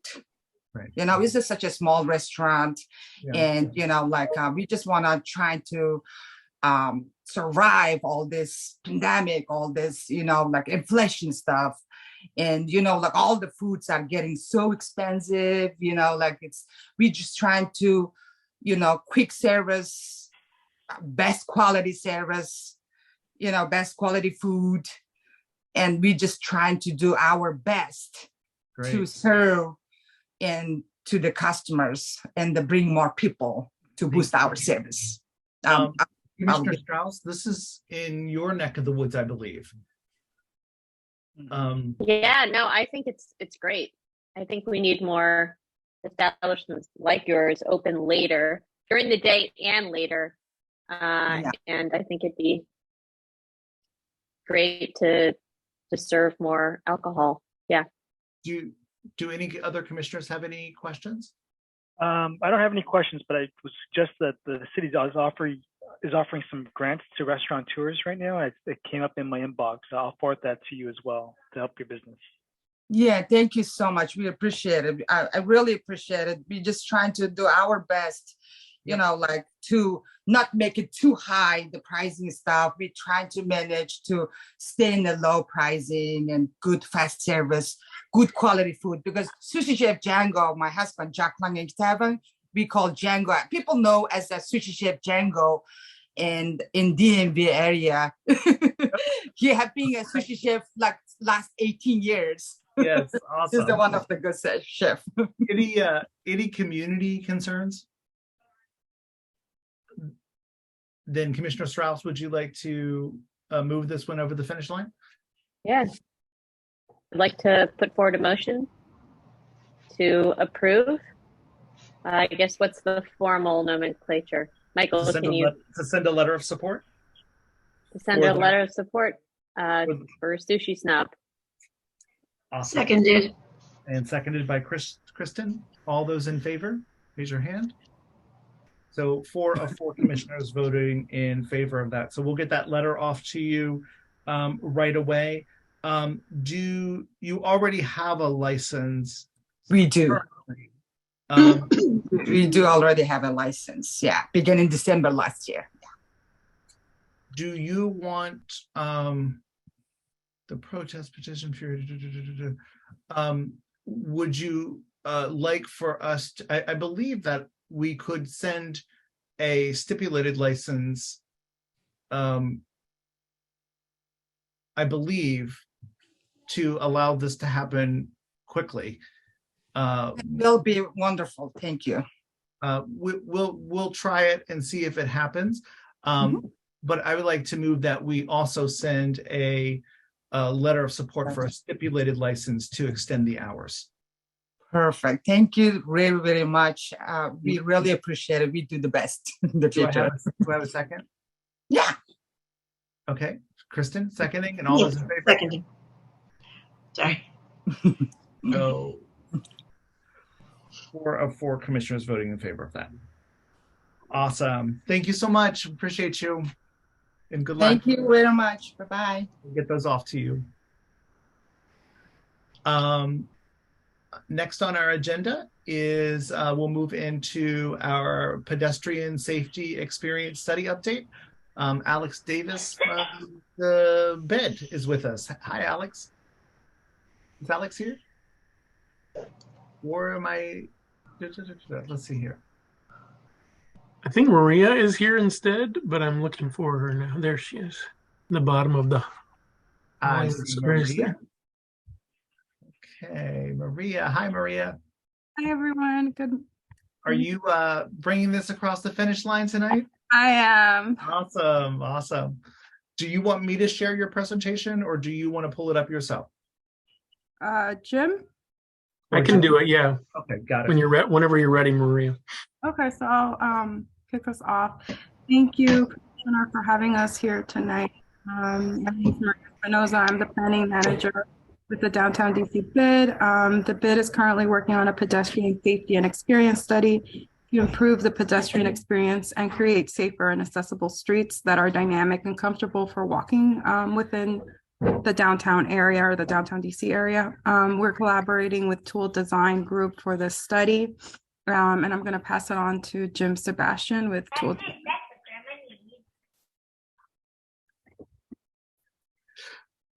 Thanks, Maria. Can everybody see my screen now? We cannot. Oh dear. Okay, give me 1 second. Try to share again. Share. How about? There we go. We got it now. Okay, let me get into frame. Okay, thank you. Yeah, we're excited to be helping the BID out in this, and we're excited to get your input tonight. I think all of you are as well aware of kind of the dynamic downtown. With the pandemic, we had a big drop in pedestrian activity, and it's starting to come back, but still not quite where we want it. And at the same time, although crashes are down a little, we have persistent spots around downtown with pedestrian crashes, injuries, and even fatalities.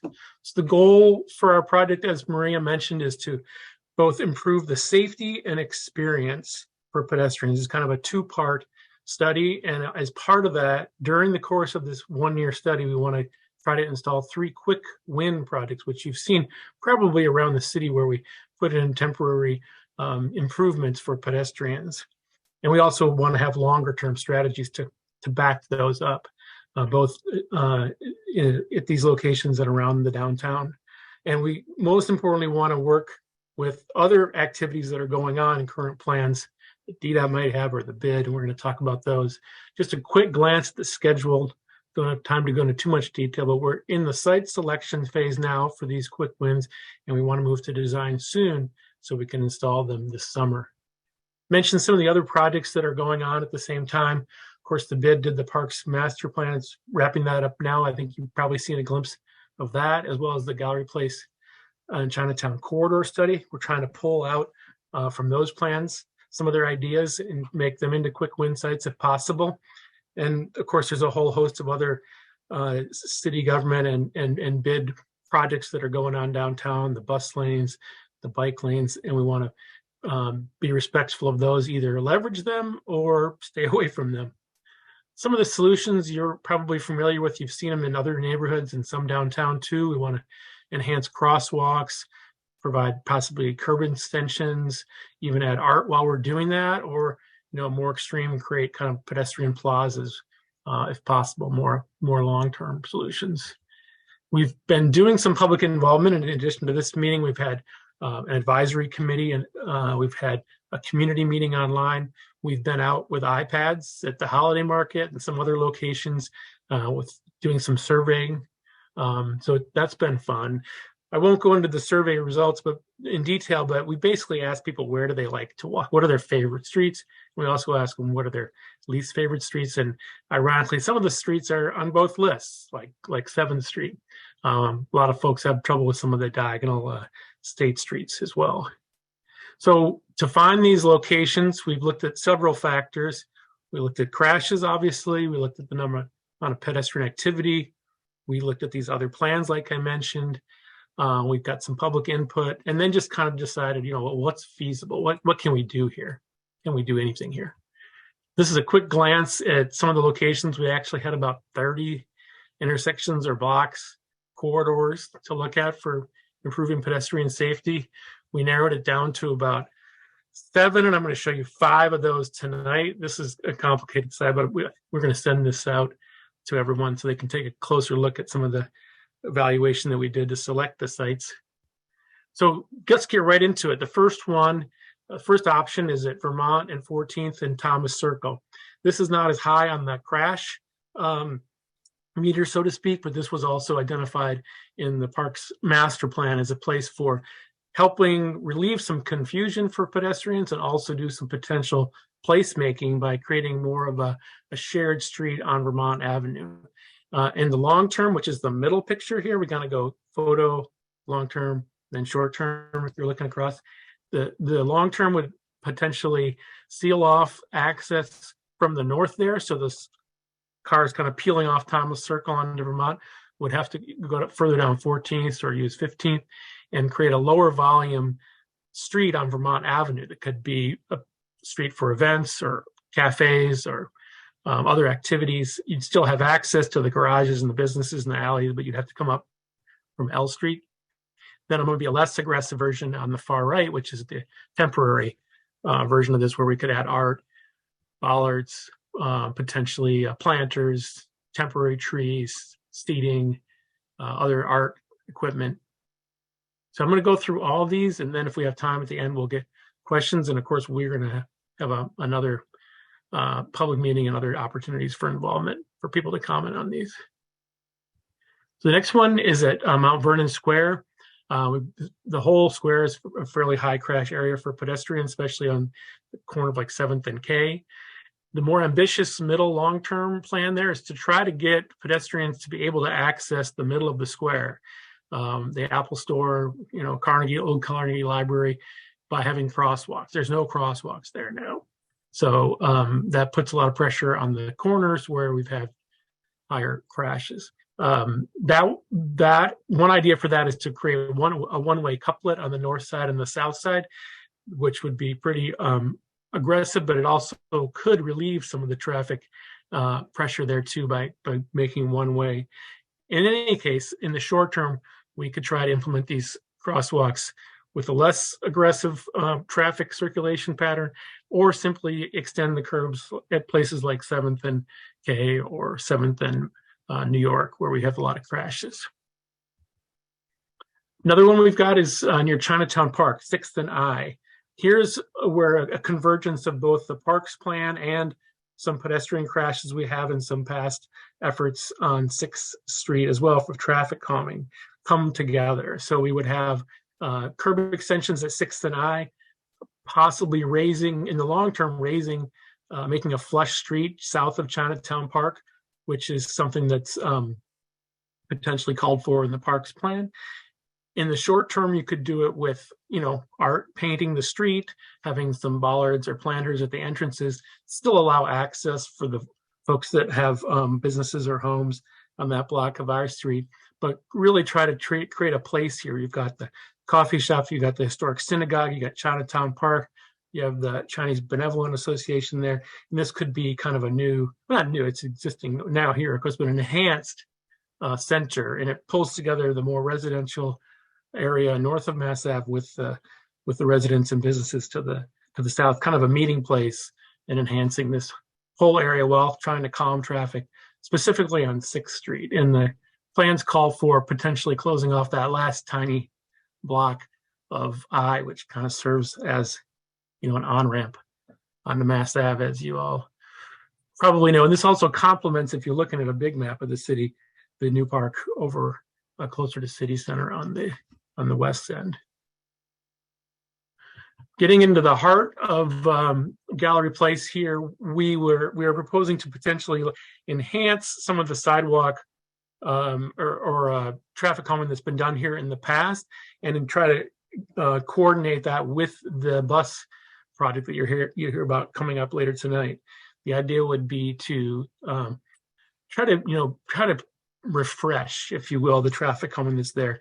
The planters are out of place. We've got some white lines, but we could add art, we could expand them, we could create a Pudo zone, and instead of having the longer string of parking there that kind of creates difficult sight lines in terms of personal security, you could open that up a little bit, and also just handle the mass of crowds we have at events at the arena and the metro, and just kind of like create some more pedestrian space.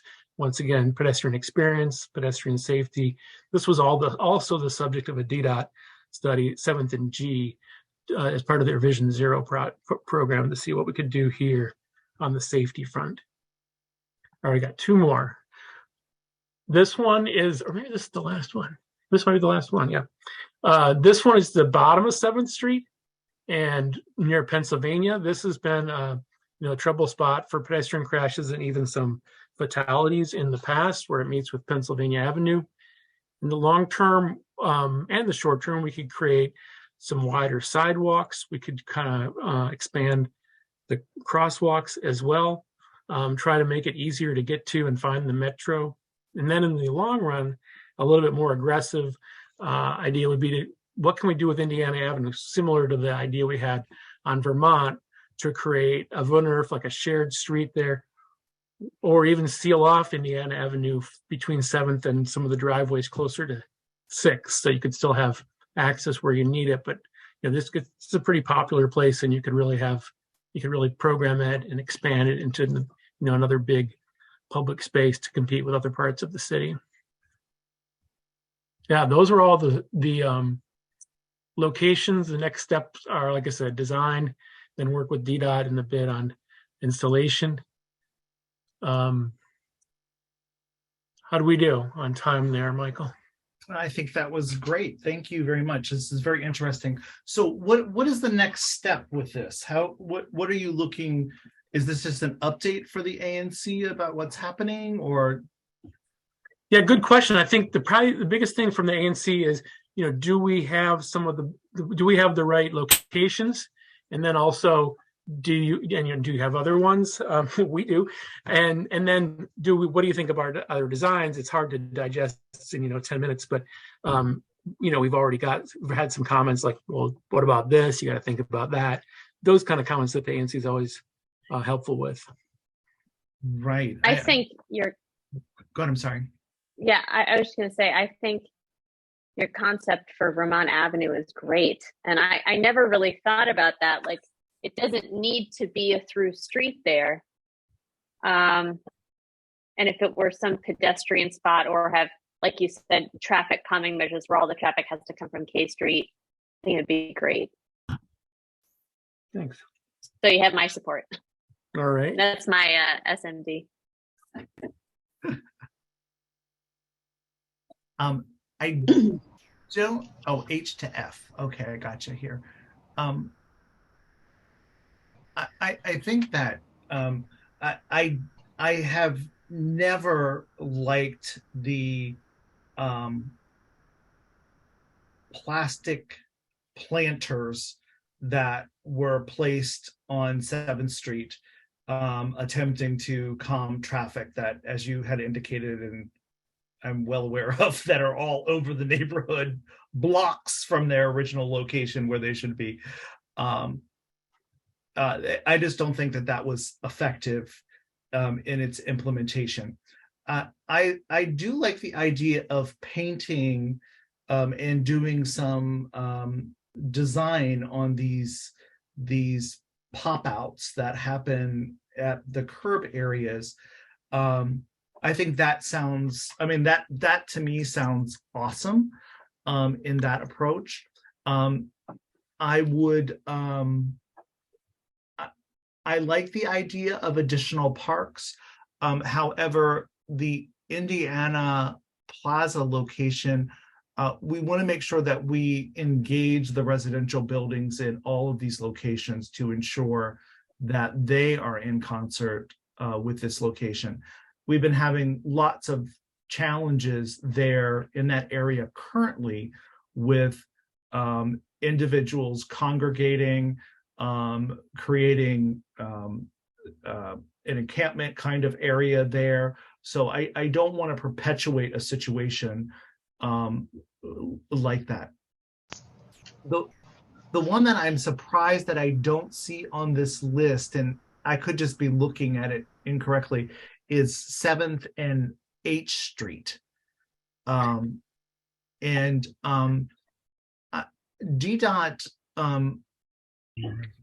I don't know if you recall, that intersection at 7th and H has a scramble in it that had a really great design with the Zodiacs in it, and DDOT removed it, saying that it wasn't in compliance with federal standards, which I think was a shock to our neighborhood, since they put that in a couple of years ago.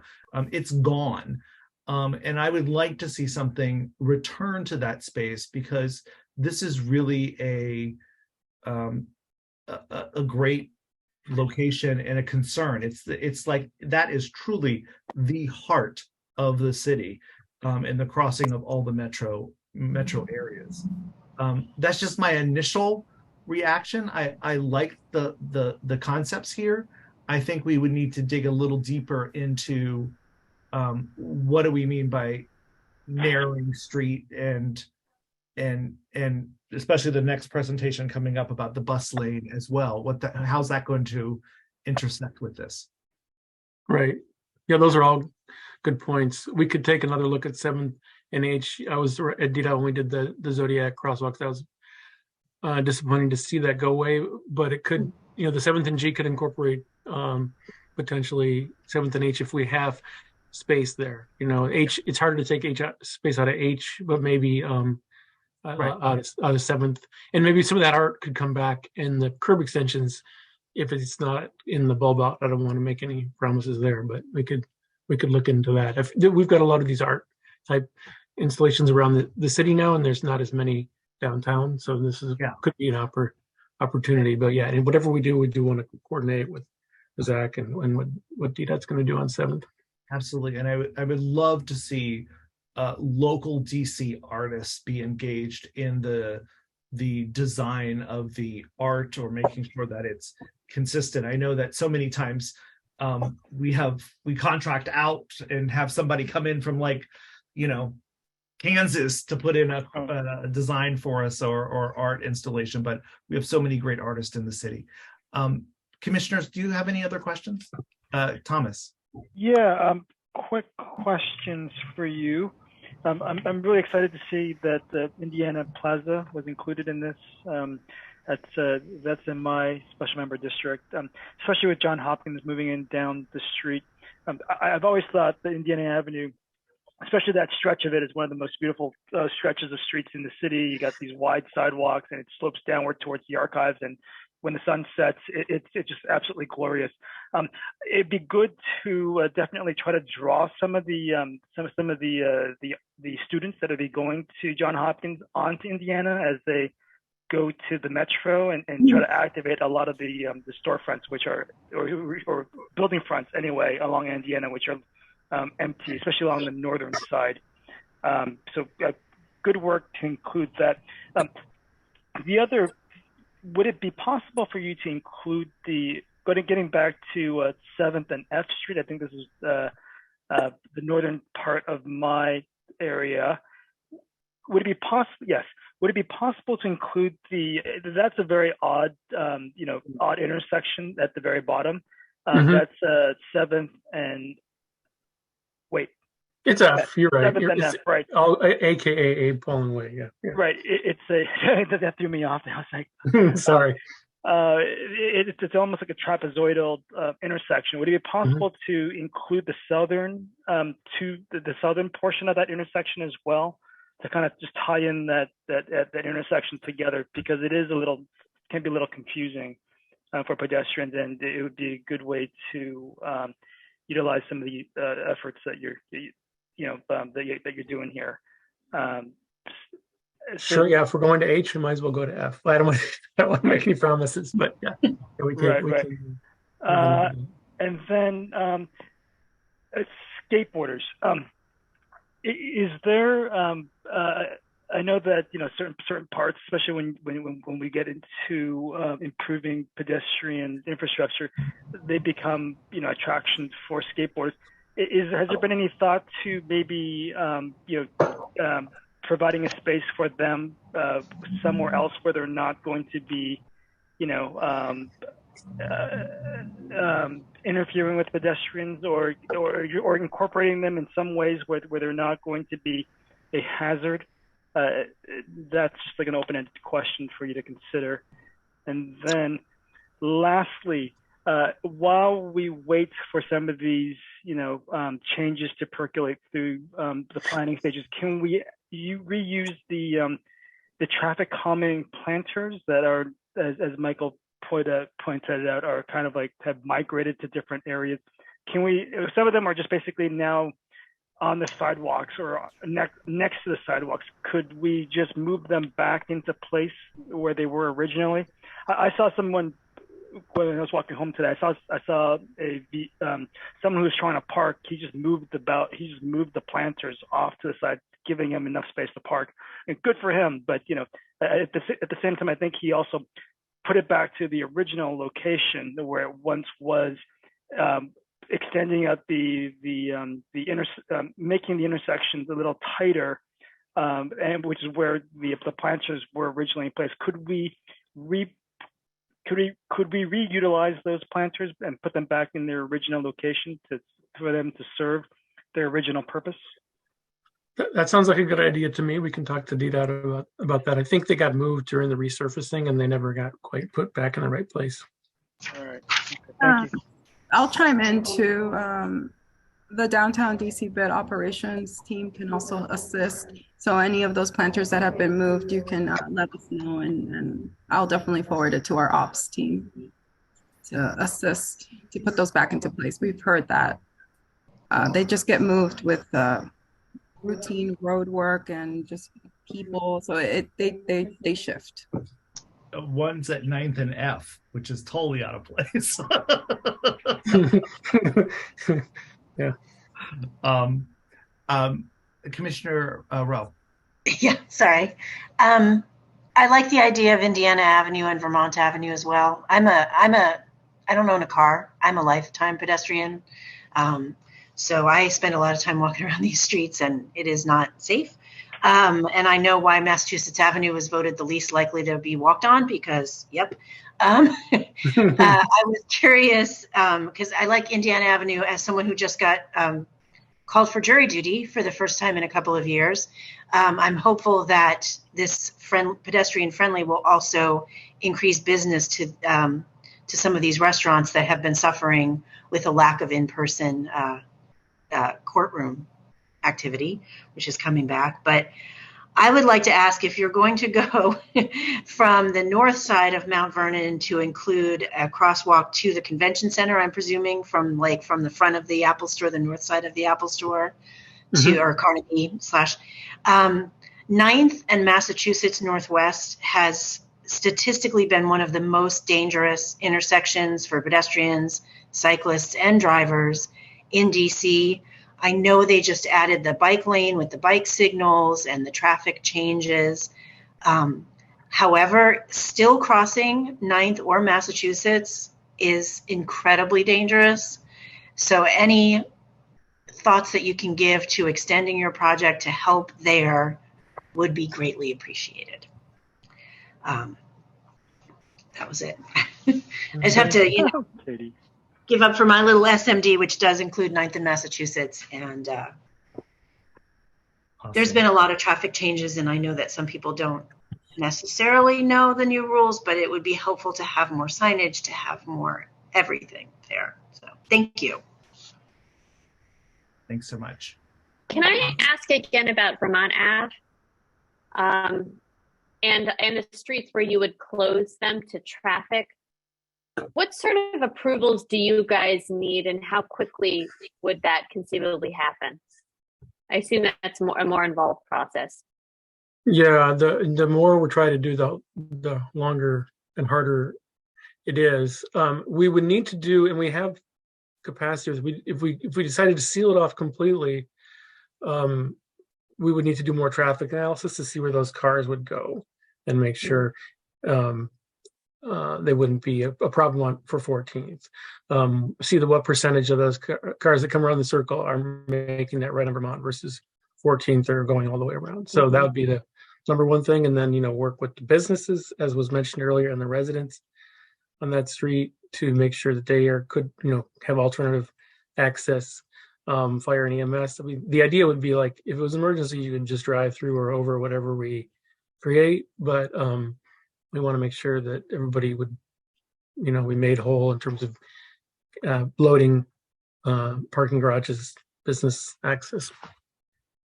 And we would, of course, welcome any help on that from you or the VID. So I guess what you're saying is it would be a long negotiation and process, and you can't really put a timeline on it. Yeah, I think it depends on it. Like I said, we could try to make it a little calmer, or we could try to seal it off as would be the big distinction there, the big difference.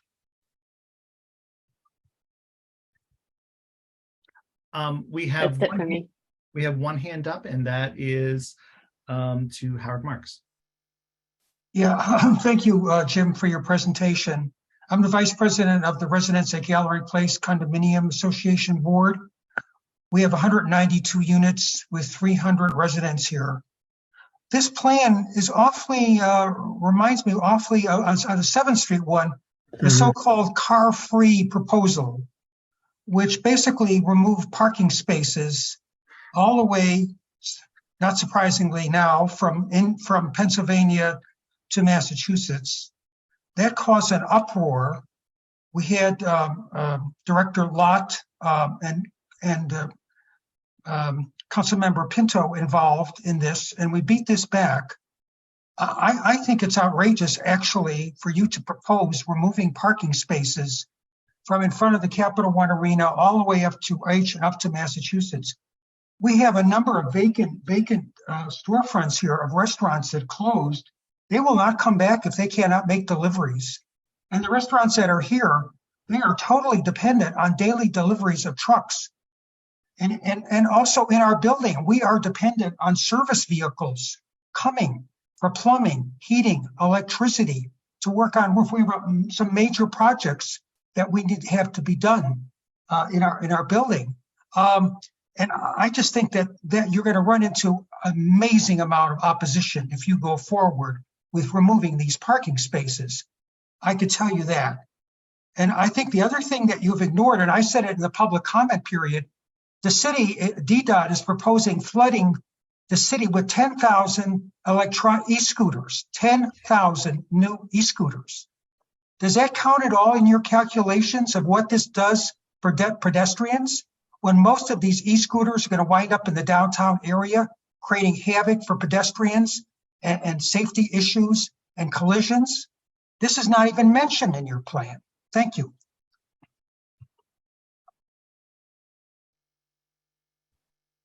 Yeah, I think certainly the parking is something we would have to get more input from the community and from DDOT. I mean, it's kind of scalable in terms of curb extensions, extending just on the corners or the whole block, which would affect parking. So I think it's scalable, fungible, and a lot of it feeds into what Zach's going to talk about on the busway as well.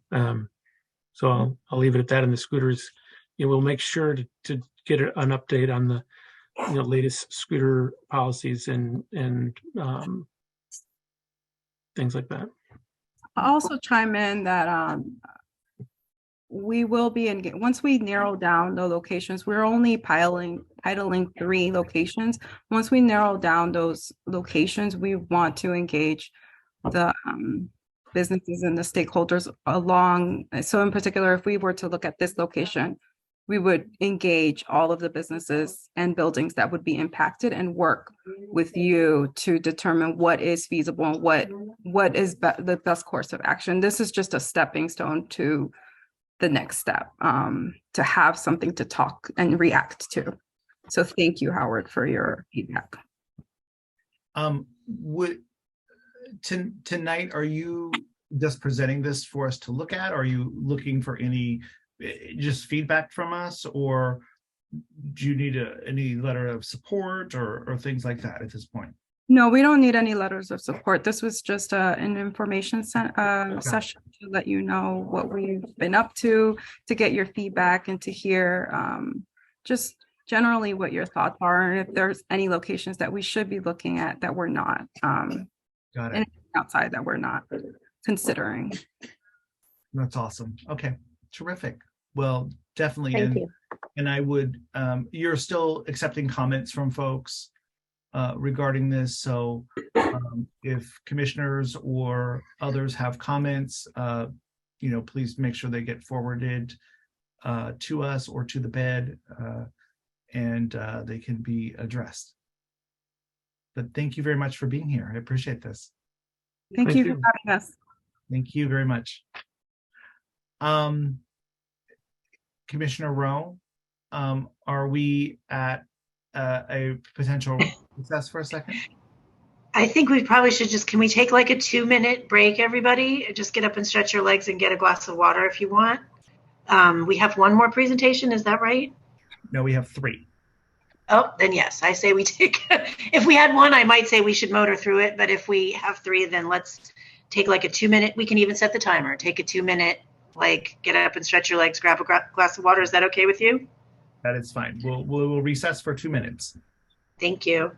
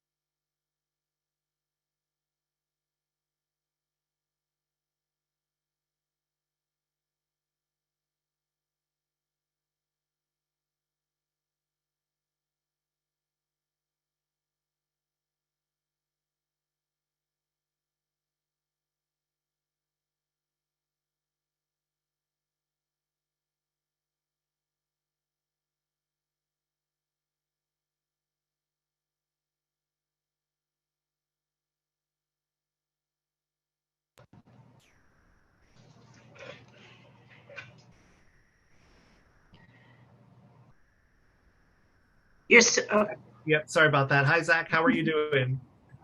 Are all of our commissioners back? I believe so. Thank you. Thank you very much. Sorry about that, Zach. We want to move forward now with the 7th Street Northwest Bus Priority Project from Pennsylvania Avenue to Massachusetts Avenue Northwest. And we have Zach joining us this evening, and Donovan Boyd, who is our DDOT representative. Is that right? What do I call you, Donovan? Yes, sir. So the Ward 2 Community Engagement Specialist. Ward 2, here it is. Definitely. Thank you very much, Donovan. Thanks for having us. Most definitely. Zach, do you want to share or do you? Yep. Got it. Yeah, thanks for having me tonight. I do have a presentation. I know there's some history with this corridor, so a lot of you may be familiar with it. Maybe some of you aren't so familiar with it, though. So just kind of an agenda for the presentation. I'm just going to briefly discuss the bus priority program, which is, I guess, different from the last time this project or this corridor was talked about, and then get into the specifics of 7th Street. We're in project kickoff right now, so this is going to be a very high level presentation. And really the ask here is just that we start kind of engaging the community to better understand needs and desires for this corridor. So that we'll get moving. So the bus priority program was released, or started, and a plan was released in late 2021. There are 51 projects across all 8 wards of the district that we'll be working on over the next several years, with the main goal of improving bus speeds and reliability across the district. Faster and more reliable buses mean better access to jobs and opportunity. And we're really looking at the entire rider experience, not just making the buses go faster, but making sure that people can actually get to the buses safely. Because we know that, there's many, we just heard in the last presentation, a lot of different intersections where folks don't feel safe crossing the street. So if you don't feel safe crossing the street to get to the bus, are you going to take the bus? Maybe not. And this bus priority program, how we're implementing this is we take on projects that are a little bit smaller in length than folks might be used to. So typically about 1 to 2 miles. That can vary depending on the corridor, versus an entire corridor at a time. And we work within the existing curb to curb space of just the roadway. And we do these 2 things to help get improvements in more quickly across more corridors in all 8 wards. So instead of waiting 10 years to do a whole corridor, we're getting pieces of corridors done within 2 to 3 years, and then doing the next section and the next section. The value of bus priority, I think many of you understand, just, better reliability means that it's a more viable option for you. You spend less time waiting at night or in the rain. You can travel farther, right? If the bus is moving faster, it doesn't take you 20 minutes to go a couple blocks. You can get across town in 20 minutes. So you can reach more destinations, more jobs, more access to, medical providers and things like that. And then emergency vehicles. Oftentimes we hear folks concerned that if we do a bus only lane, that the emergency vehicles will be stuck in traffic. But actually, emergency vehicles are allowed to use the bus lanes, if that's what we're talking about, to respond to emergencies. So oftentimes that actually helps clear the path for them instead of creating a bottleneck for them. I think one thing that's really important here is, 7th Street is in the heart of downtown. And so, when we talk about improving bus speeds and reliability through the downtown section, it's really benefiting not only those taking the bus into or out of downtown, or, through to different parts of downtown, but also riders across the whole corridor. So, Georgia Avenue is largely a DC based route. It only goes into Maryland for a little bit. It's our heaviest used route, the Route 70 and 79. I'll get into that in just a minute here. But, when we talk about keeping the bus running reliably and on schedule through downtown, that has benefits for folks kind of down the line as well. And I'll show you in a minute here that we're working on various other sections of the corridor. So it's all working in tandem and vice versa. So, it's all working together as a corridor. But really important that, we're keeping the bus moving on time and reliably through all corridors and all sections of a corridor. And how do we do this? We have a toolbox that's available on our website. I can throw that website into the chat after my presentation if you'd like. But there's over 20 treatments in that toolbox that we can use based on specific corridor contexts or neighborhood contexts. So there's 4 examples on the screen here. These don't mean anything other than they're just 4 examples that we put together in a slide. So, these are various things that can be done.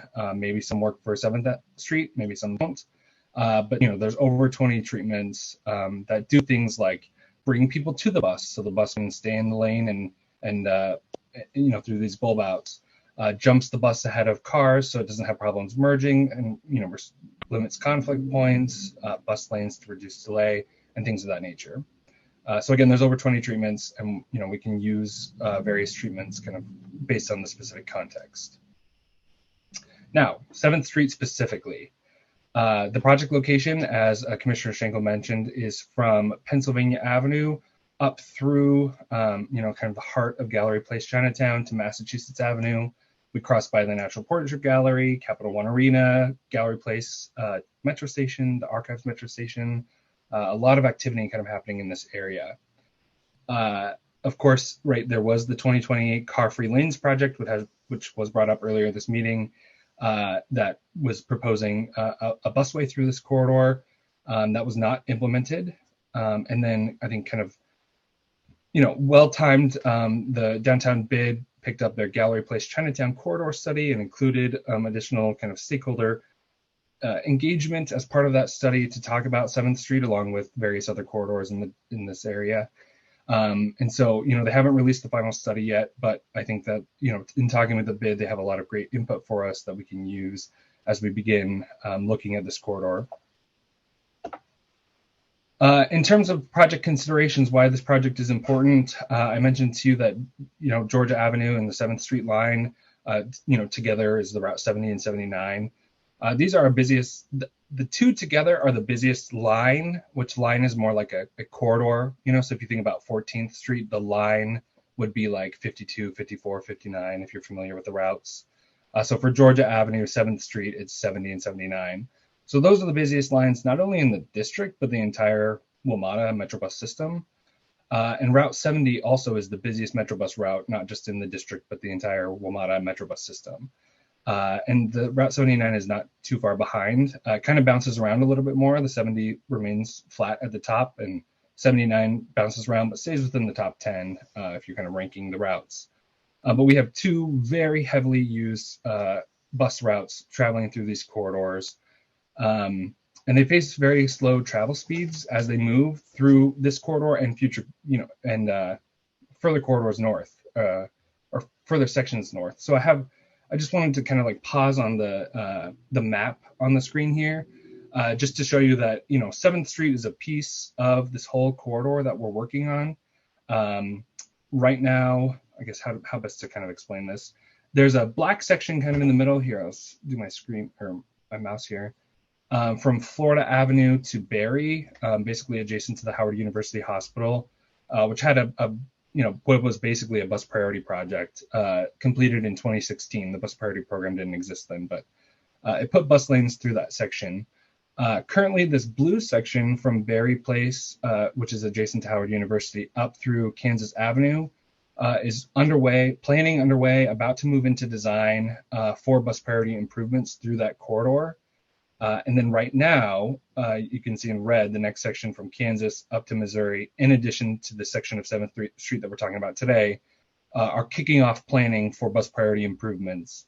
And then kind of in the future, Georgia Ave from Missouri up to Eastern, and then these other sections of 7th Street, kind of north and south of the project that we're talking about today, are in the list of 51 projects. So really, it's part of a larger kind of piece and ecosystem, or if you will, and we're kind of working on it all together. And, instead of working on 10 years for the entire corridor, we're doing pieces at a time so we can get improvements in the areas that need them most very quickly. So yeah, that's why I have that map there, just to kind of explain, it's not just this section that we're looking at a lot of other sections, and there's a lot of other need to help improve, especially the Route 70 and 79, which are our busiest routes. So we have, heavy bus passenger boarding and alighting along the corridor, especially at 8th Street Northwest and Pennsylvania Avenue. There's connections to the X2 and X9 at 8th Street, which are two other heavily utilized routes, as well as the green and yellow lines. And then Pennsylvania has connections to the 32, 36 green, yellow lines. And then, once you hit Pennsylvania, you're really starting to get into the National Mall area, museums, all that kind of stuff.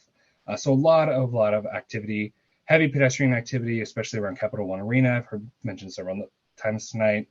I thought it was important, and this kind of surprised me, that there's an average of 220 events per year there. I think I got that off their website. And so, and just thinking that, game nights or activity nights, event nights are not necessarily the exception. They're more the norm than the exception, ish. And so just when we're thinking about those heavy pedestrian activities around events, they happen more than half the year, a significant amount of the year. Another project consideration, sign of the times, is our DC's comeback plan, which the mayor released a month ago. There's a lot in there. I just pulled forward two pieces that were relevant to kind of what we're talking about today, which is establishing downtown as a destination, or downtown destination corridors focused on transforming public space, transit, retail, and entertainment, and then strengthening transit access and service. So these are just two considerations. I think they're, those feed into like a whole bunch of more considerations that we'll take into account as we start moving forward with this project. There's specific bus priority and safety needs that we kind of touched on lightly today. There's certainly input from the 2020 car-free lanes proposal. I've read through, there was a notice of intent that went out for that project in 2020. I've read through most of the comments for that so far. There were a lot. So I'm starting to get a feel for, what were the challenges and what were, kind of the concerns with that project, but also recognize that that was, or at this point, pretty early in the pandemic. And so, I think a lot of those, we'll probably hear a lot of those concerns again, but there may be some concerns that have changed now that we're in 2023 and in a different stage of the pandemic, if you want to say that. So, we have that input from 2020. We're getting new inputs today for 2023 to understand the needs, how they may have changed, how they're still the same. I mentioned the downtown bid study, a lot of great outreach and input there. In addition to some of the plans that we now have a bus priority plan that wasn't in place in 2020 when the last time this corridor was talked about, Move DC, the comeback plan, and then just, of course, data, right, from peer cities, from, economic recovery data, and then just, of course, bus data. So timeline for this project, early 2023, this is where we are. We're kicking off the project now and starting to collect that public feedback. In the next slide, I'll tell you where we can direct that public feedback. As we move into the spring and the summer, we're going to take that feedback and work that into a concept that we'll bring to the community for review. Concept or concepts, right? Depending, I don't want to say that there might be multiple, there might be one. It just kind of depends. That the road is only so wide, so there's only so many things that you can do. But concept or concepts that we'll bring out for community review and then refinement before we kind of move that to our design team towards the end of the year, beginning of next year. For a spring summer implementation of 2024. I think implementation is a key word versus like construction, because a lot of these improvements are very quick install, paint, signage, maybe some of those posts, like flex posts or things like that. I think maybe like the biggest thing that might be constructed would maybe be like a bus boarding platform. Or something of that nature, but we're not talking about like reconstructing the entire kind of right of way. It would be, relatively lower impact, which is why I prefer the word implementation versus construction. So that is our timeline. More than happy to take any questions that folks have or comments, but I'll leave this slide up as we talk about that and put these links into the chat as well. We have a bus priority feedback form. If you could select project feed, at the beginning of the form, it says, do you want to leave general feedback or on a specific project? It would be super helpful if you do the specific project and put it under 7th, just so it gets to the right place quicker.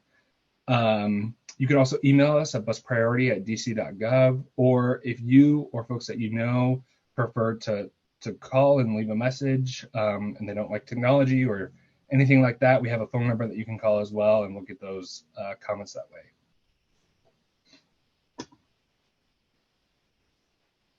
Oops, you're muted. Yeah, sorry about that. Thank you so much, Zach. I appreciate you coming early in this process and garnering feedback from the community. When I saw this come up, I had flashbacks to what was proposed previously, and I want to make sure that we are continuing to understand the importance of this corridor and that there are residences that are on this corridor that use their front doors for access. there are also businesses on this corridor that cannot get deliveries from the rear of their business. They have to go in the front door. So these are all like really major concerns for me in the process as we do this. One of the things that I always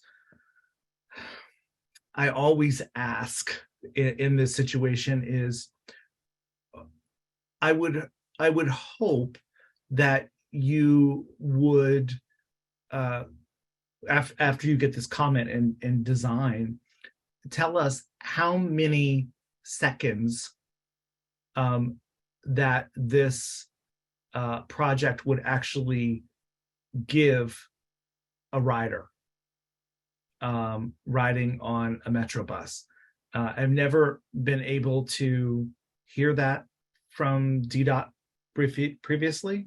Like, it's going to increase our bus 10 seconds through this area, 5 seconds through the area. I don't know. No one has ever been able to say that we put all this infrastructure in, and how much does it actually improve the bus and the priority through the area. So I would be anxious to hear that when you come back with metrics. Sure. Do you have other questions or concerns? I have a question. So I know during the pandemic, the city just sort of, without an elaborate planning process, they just sort of painted the dedicated bus lanes on H&I. Isn't that right? Like, it was part of a pilot. But they're still there. And I mean, have those been considered generally success? Are there people who live by them who complain and say, get those out of here now that the pandemic is over? Or like, what have we really learned about those lanes? Yeah, H&I were, there were like versions of them before the pandemic. So I think there were changes made maybe during the pandemic. There were 3, to my understanding. I wasn't here during the pandemic, full disclosure. But there were 3 corridors that were kind of that, like, just put them in, like, let's paint them and get them done. M Street Southeast, MLK, and then 7th Street, which 7th Street didn't go in. MLK and M Street were evaluated and are currently about to undergo, I think MLK is currently kind of being reworked a little bit around the Anacostia Metro Station based on kind of what we've learned since they've been in. And then M Street Southeast is also undergoing some changes as well, again, based on kind of what we learned after they went in. So, I'm not sure of any specific complaints around H&I or MLK or M. I am not the project manager on kind of the reworking of those, though. So I can get back to you, if you're interested to hear what other folks are saying about those that were kind of like rapidly implemented. Sure. And Michael referenced the previous iteration of this. Was this a suggestion a few years ago and then it didn't happen? Yeah. So during the pandemic, I think I don't the exact timeline. I don't have nailed down exactly, but I know the NOI went out maybe in the summer fall timeframe of 2020 that proposed a busway. So buses and trucks only on the entirety of the 7th Ave, or not entirety, but Pennsylvania to Massachusetts. So it would have been restricted to buses and trucks only. The entire street? Yeah. Wow. Yeah. And this is not what you guys are proposing now. You're proposing 1 lane on either side and 1 lane for car traffic. Well, so the roadway is not that wide. I don't think to fit kind of like 4, if you're talking about like 2 bus lanes, unless we take away parking, but I don't, we've heard, already in this meeting and then, through what we learned kind of during the 2020 project, that space is needed. Those spaces are needed for loading and for parking and things like that. So, I don't think that a busway is off the table, but we're kind of looking at everything a little more holistically about what folks are wanting. I think that if a busway is on the table, it would be coupled with like local access, or like it wouldn't be as restrictive, or it couldn't be as restrictive as was kind of proposed in 2020. There would need to be, right, if we were keeping like parking lanes and things like that, or loading PUDO, pickup drop off for the restaurants and things like that, Uber Lyft kind of drop off areas for the residences, there would need to be some sort of local access. So yeah, did that answer your question? Mm-hmm. Yep. Commissioner Rowe.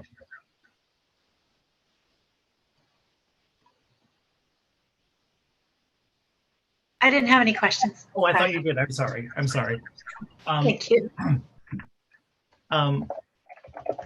We have one question currently in the queue here, and that goes to Howard Marks. Yeah, thank you. As I mentioned, I'm the vice president of the Residents at Gallery Place Condominium Association. If you didn't hear earlier, we have 300 people that live in our building. We have 192 units. We, over the time since this building was delivered in 2004, have paid hundreds of millions of dollars in taxes to the district government, including support for DDOT operations. Why do you keep picking on our building? This is the third attempt that's been done by DDOT in the last 5 years to cripple our building, to cut us off from delivery trucks, from removing parking from in front of our building. This is absolutely ridiculous. You talk about the comeback plan, the mayor's plan. Your proposal is contradictory to what the mayor wants, because it's going to create havoc downtown in the sense of creating traffic jams, and in front of, especially the over 220 events at the Capital One Arena that you referenced. This is a choke point through the downtown area, and shared, and it was Ted Leonsis joined with us in beating back the previous effort. So, I'm just totally baffled by why this is once again on the table, but you could mark my words. We're going to fight you on this project starting tonight. We're going to mobilize the community to stop this project. And I think that the whole idea that we have these empty storefronts here, this is going to make it much more difficult to fill those storefronts, especially with restaurants, as Commissioner Schenkel mentioned about deliveries, and with no empirical evidence or proof that it's going to increase this time of the buses through this congested area. Thank you. Thank you, Howard. Zach, do you have any response or comment? I'll just reiterate that, we're not kind of like narrowing in on any kind of area specifically. This is kind of a vital transit corridor. And, as I mentioned, this isn't the only place where projects are starting. And this is just the Georgia Avenue 7th Street corridor that I have on the slide here. There's other corridors across the city. So it's part of the mayor's bus priority plan to improve bus speeds and reliability. I do want to also note that this is a different project than what happened in 2020. We're kind of like starting in a little bit of a different place. It's one kind of like factor or input and we definitely heard the input that you all, I think I've actually read comments from many of you through, there was like a long kind of like NOI response spreadsheet that I've been in, and understand a lot of the concerns. But, as I said, there might be new concerns or different concerns now that we're in a different year, but still kind of understand, a little bit of what happened in 2020. But, this is a new project. We understand that folks need access just access. It was really the big point. So, we're here collecting that feedback and that input, starting now, to help kind of like create what will ultimately be like this feedback kind of like directly feeds into our concept development. Great. Thank you so much. I do want to thank you so much for being here early in this process, to be able to hear the concerns. And as you can tell, people are still a little prickly over the last time, including myself, in the process. So we look forward to hearing reviewing your concepts, and providing input to them in the future. But anything that the commission can do to continue to inform this project, please let us know. I would, just as an aside, I think that the flex post movement of DDOT has exceeded the good of the flex post, because there are streets that I have driven on that it is so blaring and confusing, with multiple flex posts sticking out every which way and traffic zipping in and out. I do just caution the use of those flex posts, overdoing it with them. Okay. Yep. Okay. Well, so comments can be sent to bus priority at dc.gov, or people can call this number. Correct. Or yeah, we have a feedback form as well. Got it. A feedback form at the top as well. Yep. Awesome. Well, terrific. Well, thank you so much for being here. We appreciate it. Yeah, thank you for having me. I appreciate the comments. Thank you. Awesome. Thanks. Thank you. Thanks, Donovan. We will now move to, we have two more items on our agenda tonight under transportation and public space, and we'll move to Tate Bakery public space patio at 1634 I Street Northwest. And we have Deborah Moy and Kevin Vargas, who's here to present that. Hi there. Hey, Michael. Yes, hi. This is Deborah Moy. Hi. Would you like me to share my screen tonight? If you have it available and up, go for it. All right, I sure will. Let me get going here.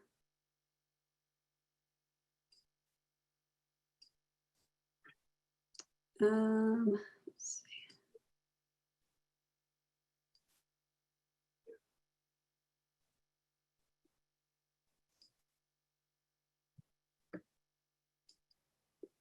All right, hang on. It's working on it. Hang on just a second. Right.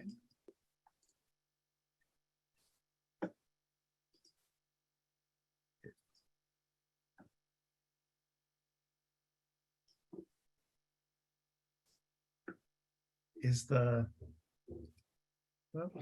my browser's preventing something. Let me hang on. Let's see. Usually it's not a problem. Do you want me to? I think I have the last You one have the drawing? that you sent. Sure, if you can pull that up, that would be great. Let me just see. Is this the? I believe this is the last one. Oops, right here. Is this? Yes, thank you. Great.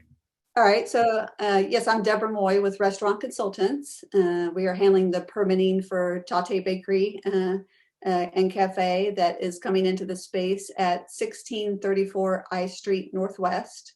It is the corner of Connecticut Avenue and I Street. I'm sure everyone's familiar with that corner. There's quite a large sidewalk area on the Connecticut Avenue side. Let's see here, I think. So if you, I don't know if you can scroll into that a little bit, but you can kind of see this area right, since I can't point to it. Yes, exactly. So they are planning to have a total of 7 tables there in that area, and it will encompass 26 seats. There'll be a few umbrellas, and it'll be bordered by some planters to cut off the space and create a boundary and keep it beautiful for the summer. The operating hours are going to be 7 a.m. to 8 p.m. With the cafe.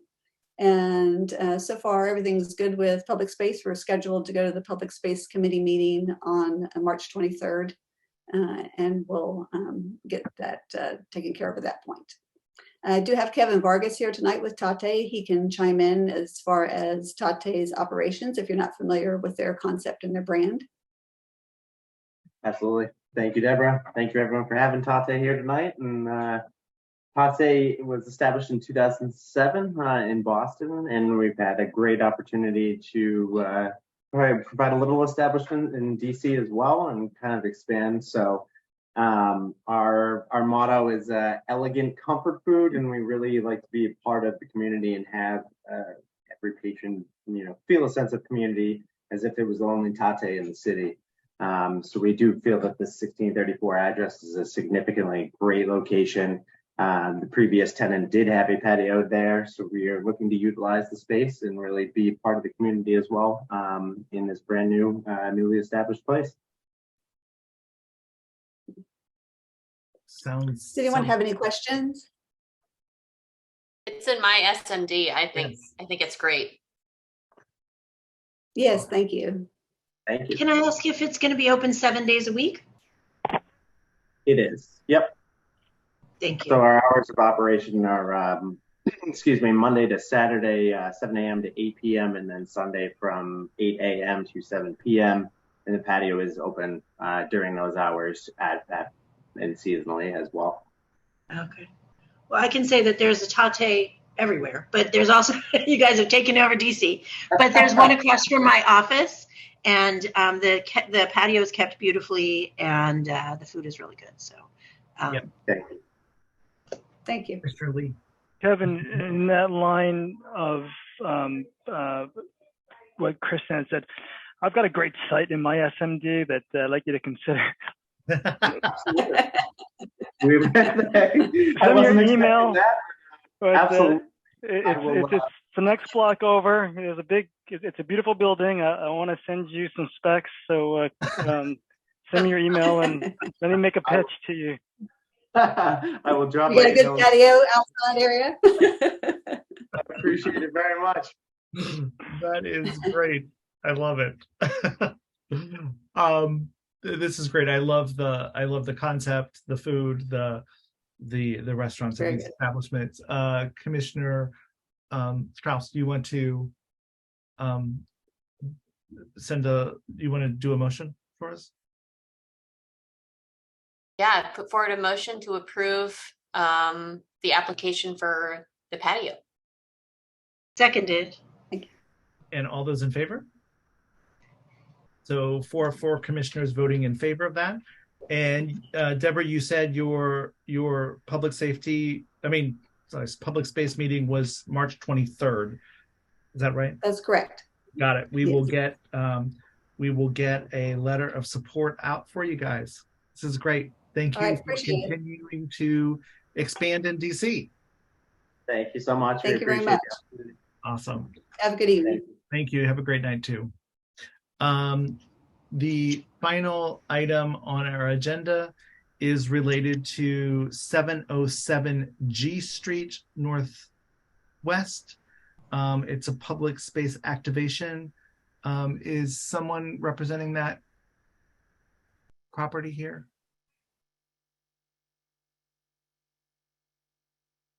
Okay. Then we will remove that from our agenda for tonight. Our next meeting is March 14th, 2023 at 6 p.m. Same place, same link that we had last time. Commissioner Lee said we should just be using the same link, so we're using the same link as we move forward. Any other items or new business? Then do I have a motion to adjourn our meeting? So moved. Awesome. Thank Second. you all so much. Have a great evening, and thank you all for hanging in here with us. Have a great night.